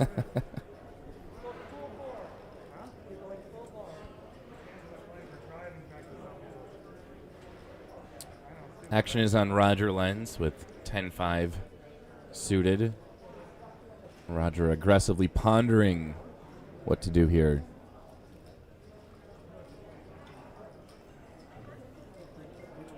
So Yeeman bet 9K. Dave called the 9K. Then Spiros raised to 20,000. So now Dave gets out of the way. I'm going to guess Spiros has a nut flush draw. Well, if you're Yeeman here, you don't want anything else. I have no problem if you just ship it all in here. I have absolutely zero issue with that. Make a draw, pay for it. You've got a premium hand, but you're pretty much done. You're done now because now you're down to 4 more outs. Yep. And so boating up is obviously going to be difficult. So I would not mind just a slide it all to the right and hit all in. Roger. Good luck. We're hitting the road. 24 hours back to Sioux Falls. Good luck. Let's go. We're driving back to Sioux Falls.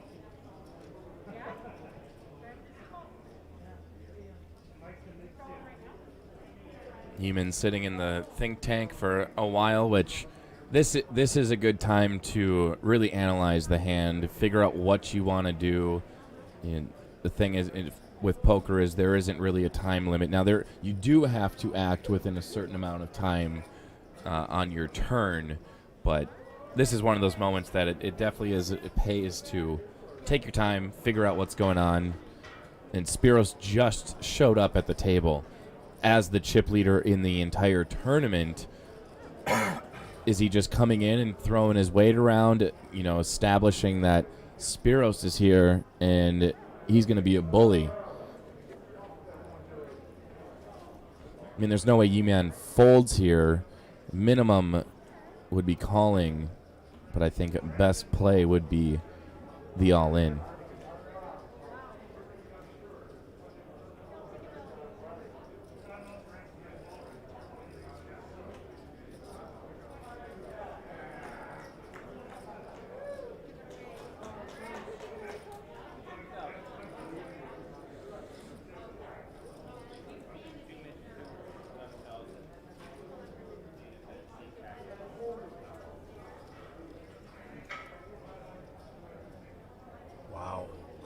Whoa.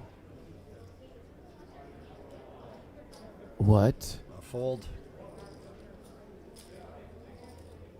Heeman apparently afraid of the monsters that run to the bed.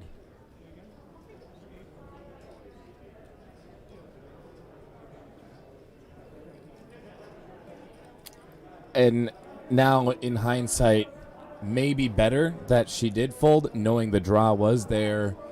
Didn't want to be put in a situation that another, diamond comes up. So she might have actually saved, 20,000, or an extra 10,000 rather, of her chip stack. This is probably the situation she was pondering that she didn't want to see and just avoided it altogether. So the bet of 20,000 here from Spiros on the turn, and Dave calls, obviously with queens, but he did have the queen of diamonds. Oh, Dave just goes all in. Spiros. It'll be interesting to see what happens here. Maybe Spiros is playing a hand like ace-jack, and he had ace of diamonds. I really would have been interested to know what Spiros' hand there was, because ace-jack of diamonds does seem very logical there. That's the reason why he was sticking around or was betting on that turn, was semi-bluffing with the nut flush draw. But Oh, no, and nonetheless, hey, welcome to the table, Spiros. You got involved in the hand here, and you just lost a big raised pot. Yeah, happy to have him, and he might need to take out like a storage locker unit because those chips are nearly in front of Melissa. He has so many in front of him. So we'll look forward to the blinds raising and maybe chipping up so we can get rid of some of those larger stacks and condense them down. But, man, that was a really interesting, fun hand to watch how it plays out.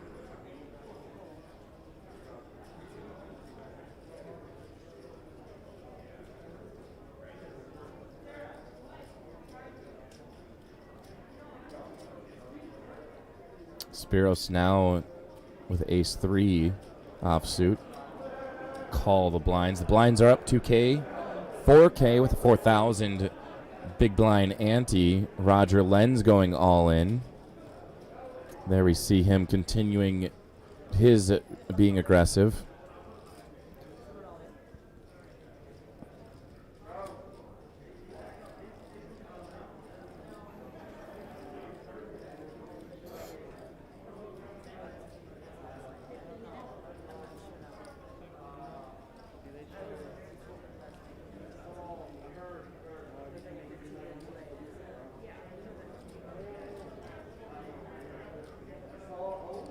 Sally getting a count on Roger's chips.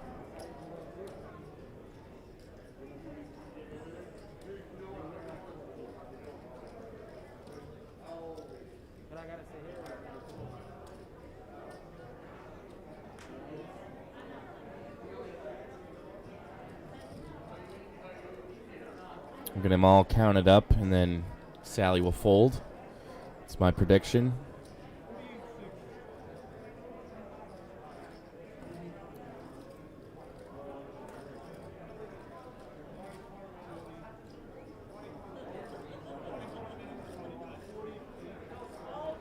Looks like Sally's reaching for chips to call.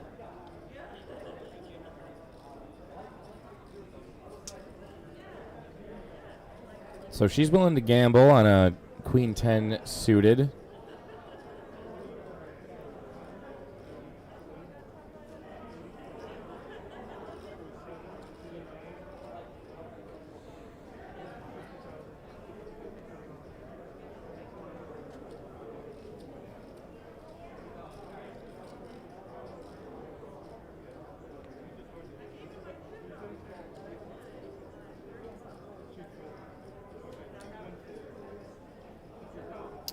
There it is. Yep, she folds.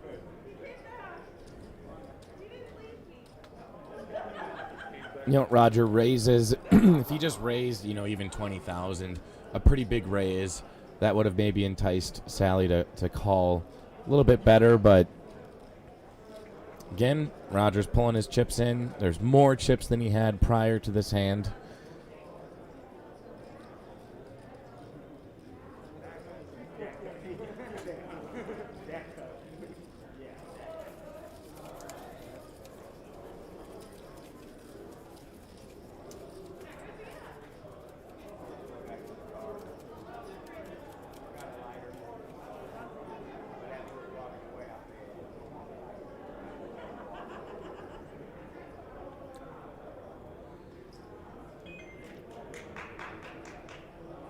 Dan 9 deuce will fold.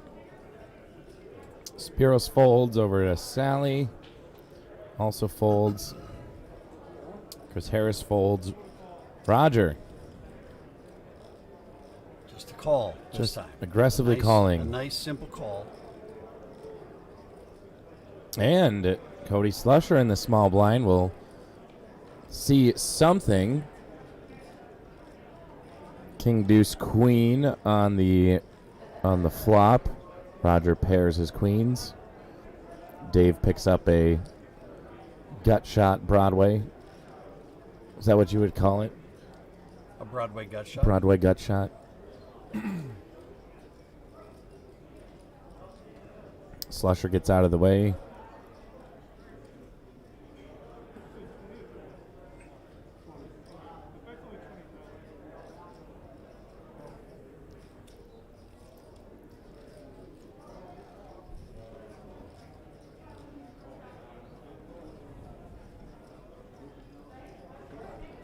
Dave does call.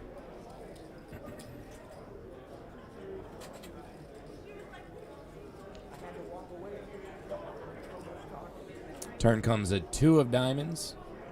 No help to either player.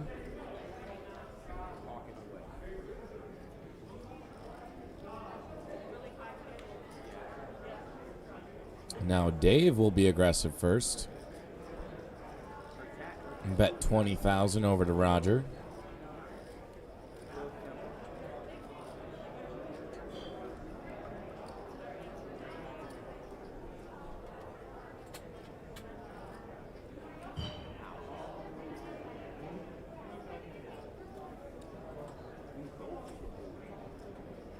Roger will call, and we'll see a river.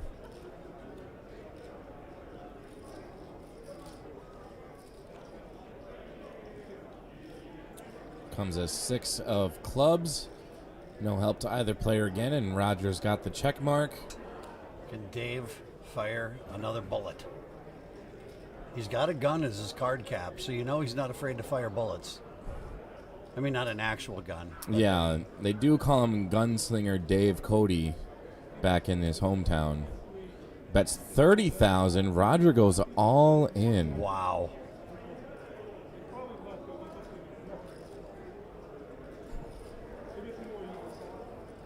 You know, I have really enjoyed watching Roger Lenz play. Yeah, He's been unpredictable, unorthodox even. Yeah. He's not splashing around a lot. It's not, might not be the most. Did we get a call? He gets the call. Wow.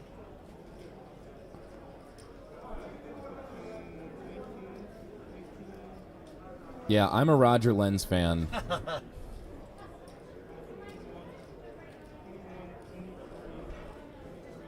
Roger Lenz coming from Sioux Falls, and apparently there's weather happening back in the Midwest, and I guess the flight back to Sioux Falls is either canceled or it's up in the air.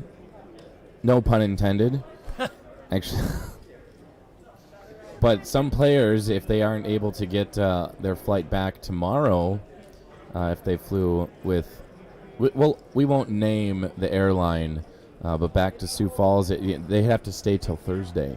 It's the next time that airline flies out of Vegas to Sioux Falls. I would replace part of that sentence with get to stay till Thursday. They get to stay till Get Thursday. to stay till Thursday. What a treat. More nights in Vegas, just what I need.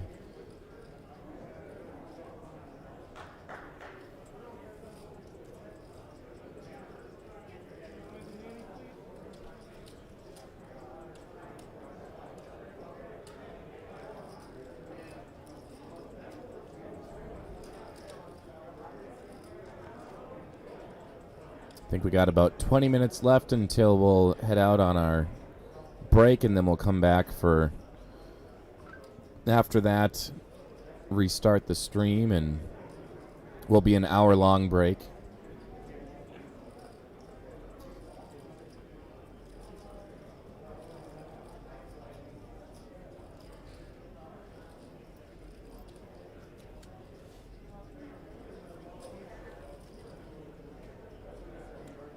Spiros calls the blinds, and Melissa will raise to 24,000.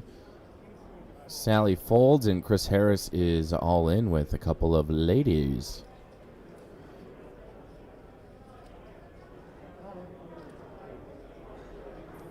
Roger Lenz pocket eights, but he's too busy stacking his chips from the previous hand. He'll go away.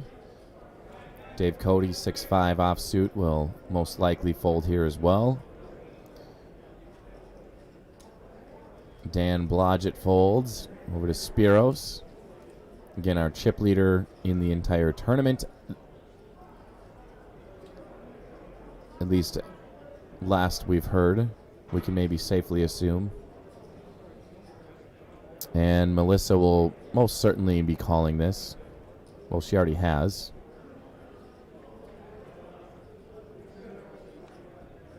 So Chris not happy to see a couple of overs.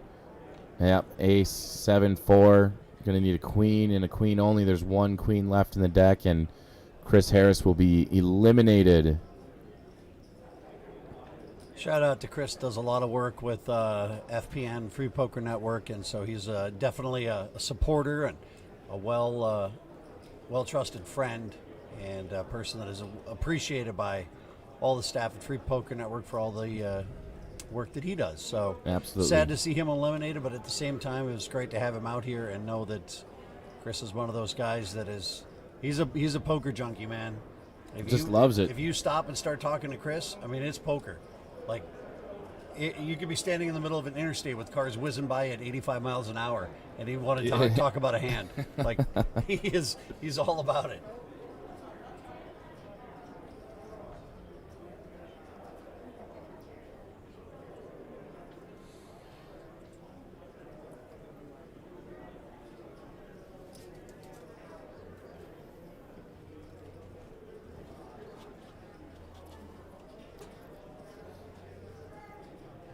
So Melissa calls the big blind, 4,000. Ye-Man looks to raise it to 9,000. We're going to fold around to Melissa. 5,000 to call.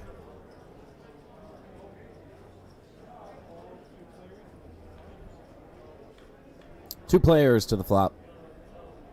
6-7-4 rainbow. And Melissa will hold the lead with ace high. And she will also check over to Ye-Man. Fires away for another 9,000. Oh, Melissa just goes immediately all in. She says there's no way you have anything, Ye-Man. Well, and then Melissa's got the open-ended straight draw. She's got an overcard to the board. So putting the pressure on the other player, making them make the decision.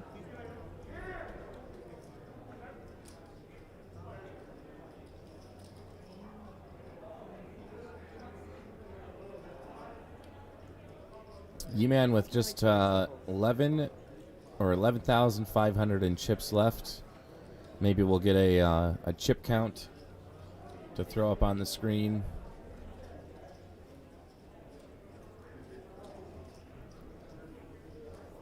Hey, look at that. And Spiros, yep, 202,000. Ye-Man with just two big blinds left. And Cody Slusher kind of sitting right in the middle. So we'll be looking for, our bottom three players to start making some moves.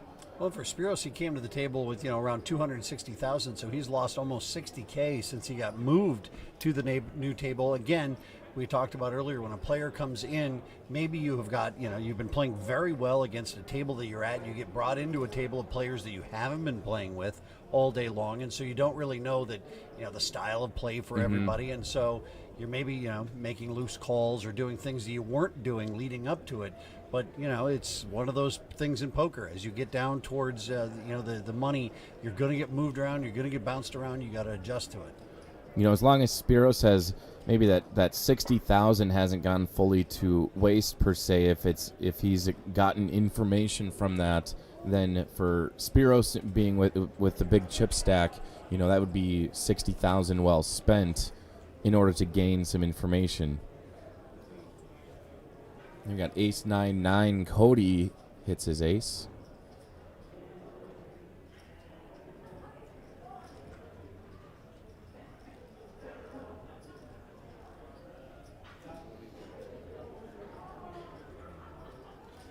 Spiros is continuing to bet. Bet here is 20K. And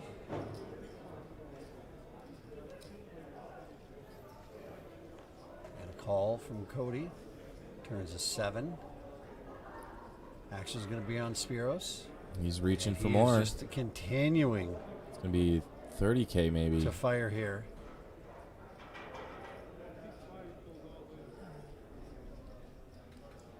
I think there was a bet and an all-in there from Cody. Was another 20K. Yes, and Cody is all in. Wow. And Spiros calls. Absolutely. Shows deuces, yeah. Wow. Yeah, so this is a situation, one of those things that we just had mentioned is that he has no idea. We have been watching Cody play for the past 90 minutes or so, and we have hardly seen him play a hand literally maybe is the third hand he has played in an hour and a half. At least where he is voluntarily putting in chips. So now let's see if he can avoid the deuce on the river. He does. And Cody Slusher is now going to double up, and just like that, Spiros is down to 113,000 in chips. So he sat down with so many chips, and just like that, they're disappearing right before his eyes. Wow, Cody breaking that 6-figure mark. He's probably the chip leader at the table now. See, it's not always about the amount of hands you actually play. I think the few hands Cody has played, he's won all or just 2 of the 3 at least, but they've been good hands to win. A lot of action. So there we see Cody bumping up to the chip leader, and Spiros third on the table. Roger Lenz, who just aggressively calls. Wow. Yeah, this is really, really shaping up to be a nice, fun feature table.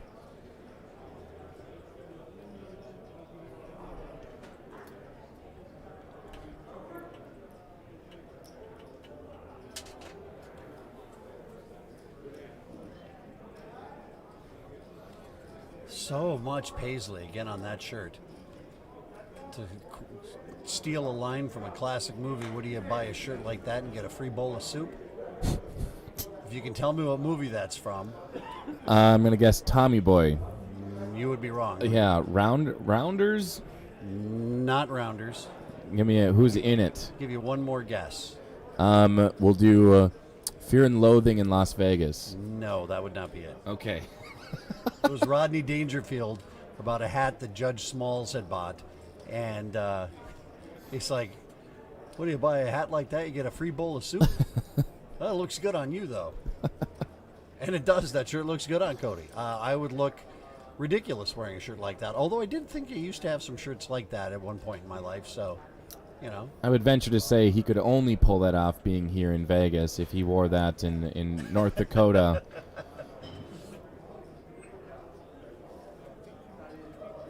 It's important to feel good, no matter what you're wearing. I know a lot of people who get dressed up, that they'll wear something specific that they feel comfortable in, and that's what it's all about, trying to get comfortable, trying to get rid of any distraction that might be around the edges. And if you don't feel good with what you're wearing, if it's something out of your normal attire, it's going to make you maybe feel uncomfortable. It's that look good, feel good, run good type of look. Yeah.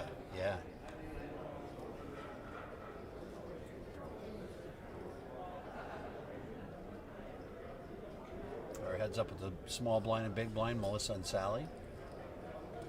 And Melissa bets 8,000. Sally with pocket 5s. Oh boy, getting dangerous. Getting dangerous. She will call.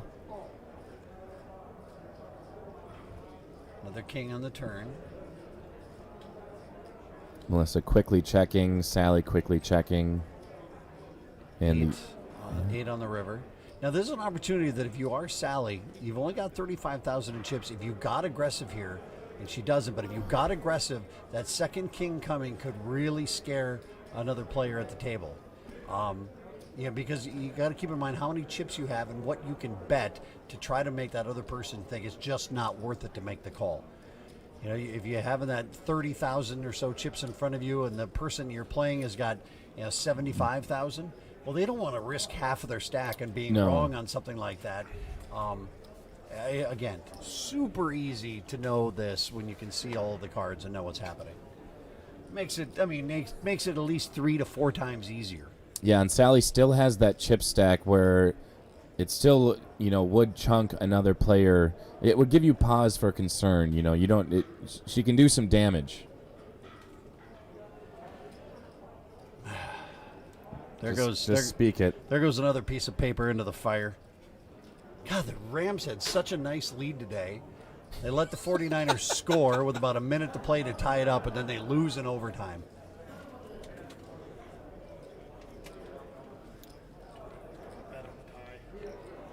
did you go for it? One of the guys of the crew has just showed me a betting slip from exactly what we were talking about earlier, Brian, where tonight the tie, if it happens with Las Vegas and with LA with the Chargers, if they tie, they both make the playoffs. So he's got a bet. He's got the ticket in, like they're going to go for the tie. I would, you know what? That sounds like an excellent activity to do on break, is to go ahead and put a bet on a tie. So, Steve, I hope it comes to fruition because I'm with you. I did it at halftime of the first game. Like, it's so nuts to think about that. Again, if you would be a fan, I know you paid a lot of money, and I know, the teams are got a lot invested in this, but it would be great TV. There'd be so many people whose eyes, like, is someone going to blink? Like, Right. Is one team going to say, screw it, we're not doing it anymore? Like, all of a sudden, if, David Carr just comes out and takes a knee, Like, guys, and then punted, like, what, and then the Chargers get the ball, then what do you do? Like, so are we doing this? I mean, both teams could just go full Antonio Brown and just quit. And then they're done. But, man, here we go. Queen Jack, it's time to go all in for less than what our kind of standard betting amount has been, around that 20,000 chip range. And we'll see if we can get anyone to bite. Melissa with ace 8, 126,000 in her chip stack. This is a... I don't even know what the odds are to call. She's getting 1 to 20 on the call. Is that how that math works out? I'm just over here trying to figure out how much money I want to put into this game tonight to try to get the money back that I lost on my losers. That's literally all I was just thinking about. I was hoping for a really aggressive call from my boy Roger Lenz over there. It's been, I thought maybe he had the chip stack to call. It was only 11,000 more. Come on, Raj. Let's see some fireworks coming in before our dinner break. So that's Steve Priest there. He's another one of our home office people. He basically planned this entire trip for us on top of everything else. So shout out to Steve.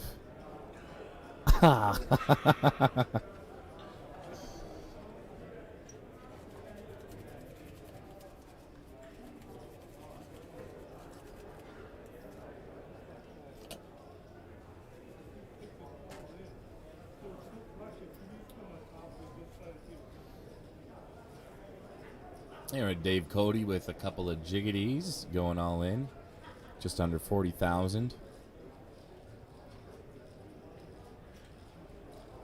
Our new guy at the table, Adam Lender. Did he just come in? Yeah, he's been here a couple of hands. I think he came in right when I was talking about how I only use razors that have 4 blades and that I've never shaved with a 1-blade razor before. Now, I have been to a barber shop and had a straight razor. I have cut. that, yeah. I've had that done, but I've never myself held a razor that only had 1 blade in it. And I was thinking about that today. Man, you haven't lived until you've shaved with a single blade razor. And what I love too is razor commercials, like for the like the I don't know, whatever 5, with the 5 blades. They're all the same. Is that they show the guy, showering or whatever with the towel. First of all, in their own home, who's wearing a towel when they shave? Come on, yeah. Like, you're one of 2 ways, and I think we know what that is. But then it's like the first blade comes along and cuts the hair extremely close. The second blade cuts the hair even closer. The third blade comes along and cuts the hair even closer. And you're like, what responsibility does the 4th and 5th blade have if we're already pretty damn close? And blade number 4 will nick the living daylights out of you. And you're going to go to work looking like a buffoon. And the 5th one will make you regret using a razor blade with 5 blades on it. The 5th one just gets down to the dermis. I mean, the 5th one, the first blade cuts incredibly close. The second, anyway. Can you tell that we've been doing this for a little while and we're ready to take a break here? And, I mean, we're keeping our composure not very well, but the players are doing a great job of it here. They're like, hey, we're gonna all do something, so you guys have to talk about poker now. So Ye-Man, Cody, Dave, Dan, Adam, and Roger all are in on the flop. Queen, 5, King. So Cody hits his queen, Dave pairs his king, and Ye-Man pairs her 5. Dave Cody going all in for just under 50,000. Dan has a flush draw.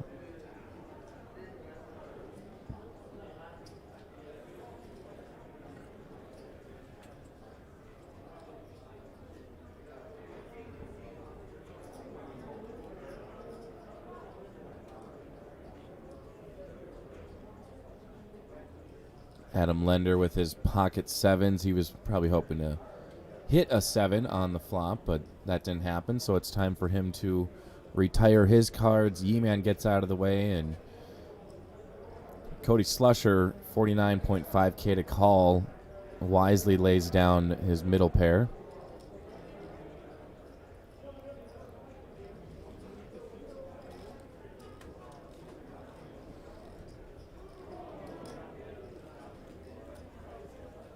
World Series or bust. Again, the what they're playing for tonight is the top 20 players, which we're probably in the neighborhood now of like the mid-30s or so. The top 20 players will all earn at least a $1,500 poker package, and the top 2 that'll be later tonight at this final table will both earn $11,000 main event seat packages, which come with the $10,000 buy-in and $1,000 in cash. So that's what we're playing for here. It's World Series or bust. You would have an opportunity to come back to Vegas later on this summer to sit down at the biggest poker tournament in the world, up against thousands of other players to try to make the dream come true of millions of dollars. Theoretically, you could have free rolled your entire way to the World Series of Poker if you just came to Vegas and you qualified, all that. Free rolled your entire way to the World Series, and we see Dan Blodgett waking up to a couple of ladies, some Vegas showgirls maybe.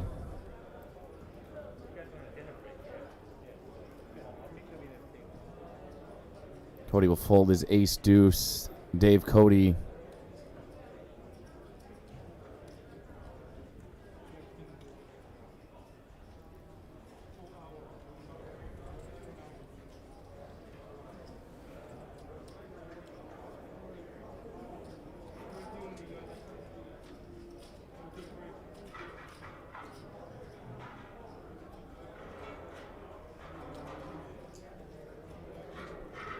So Dave will fold, and Dan will receive a pot of around $30,000. And we're probably coming up on dinner break here in about 10 or 15 minutes, maybe less. It's dinner break now. Oh, it's now. Dinner breaking out there, yep.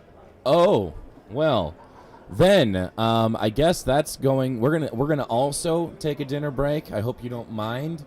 But we can't just sit here and talk for 60 minutes when there's not even poker going on. So we're going to take a break for around that time. We'll see you in about an hour or so, and we will see the conclusion of the FPN National Championship World Series or bust here in Las Vegas. I'm Brian Peck, Chris Hansen. We'll see you all on the other side.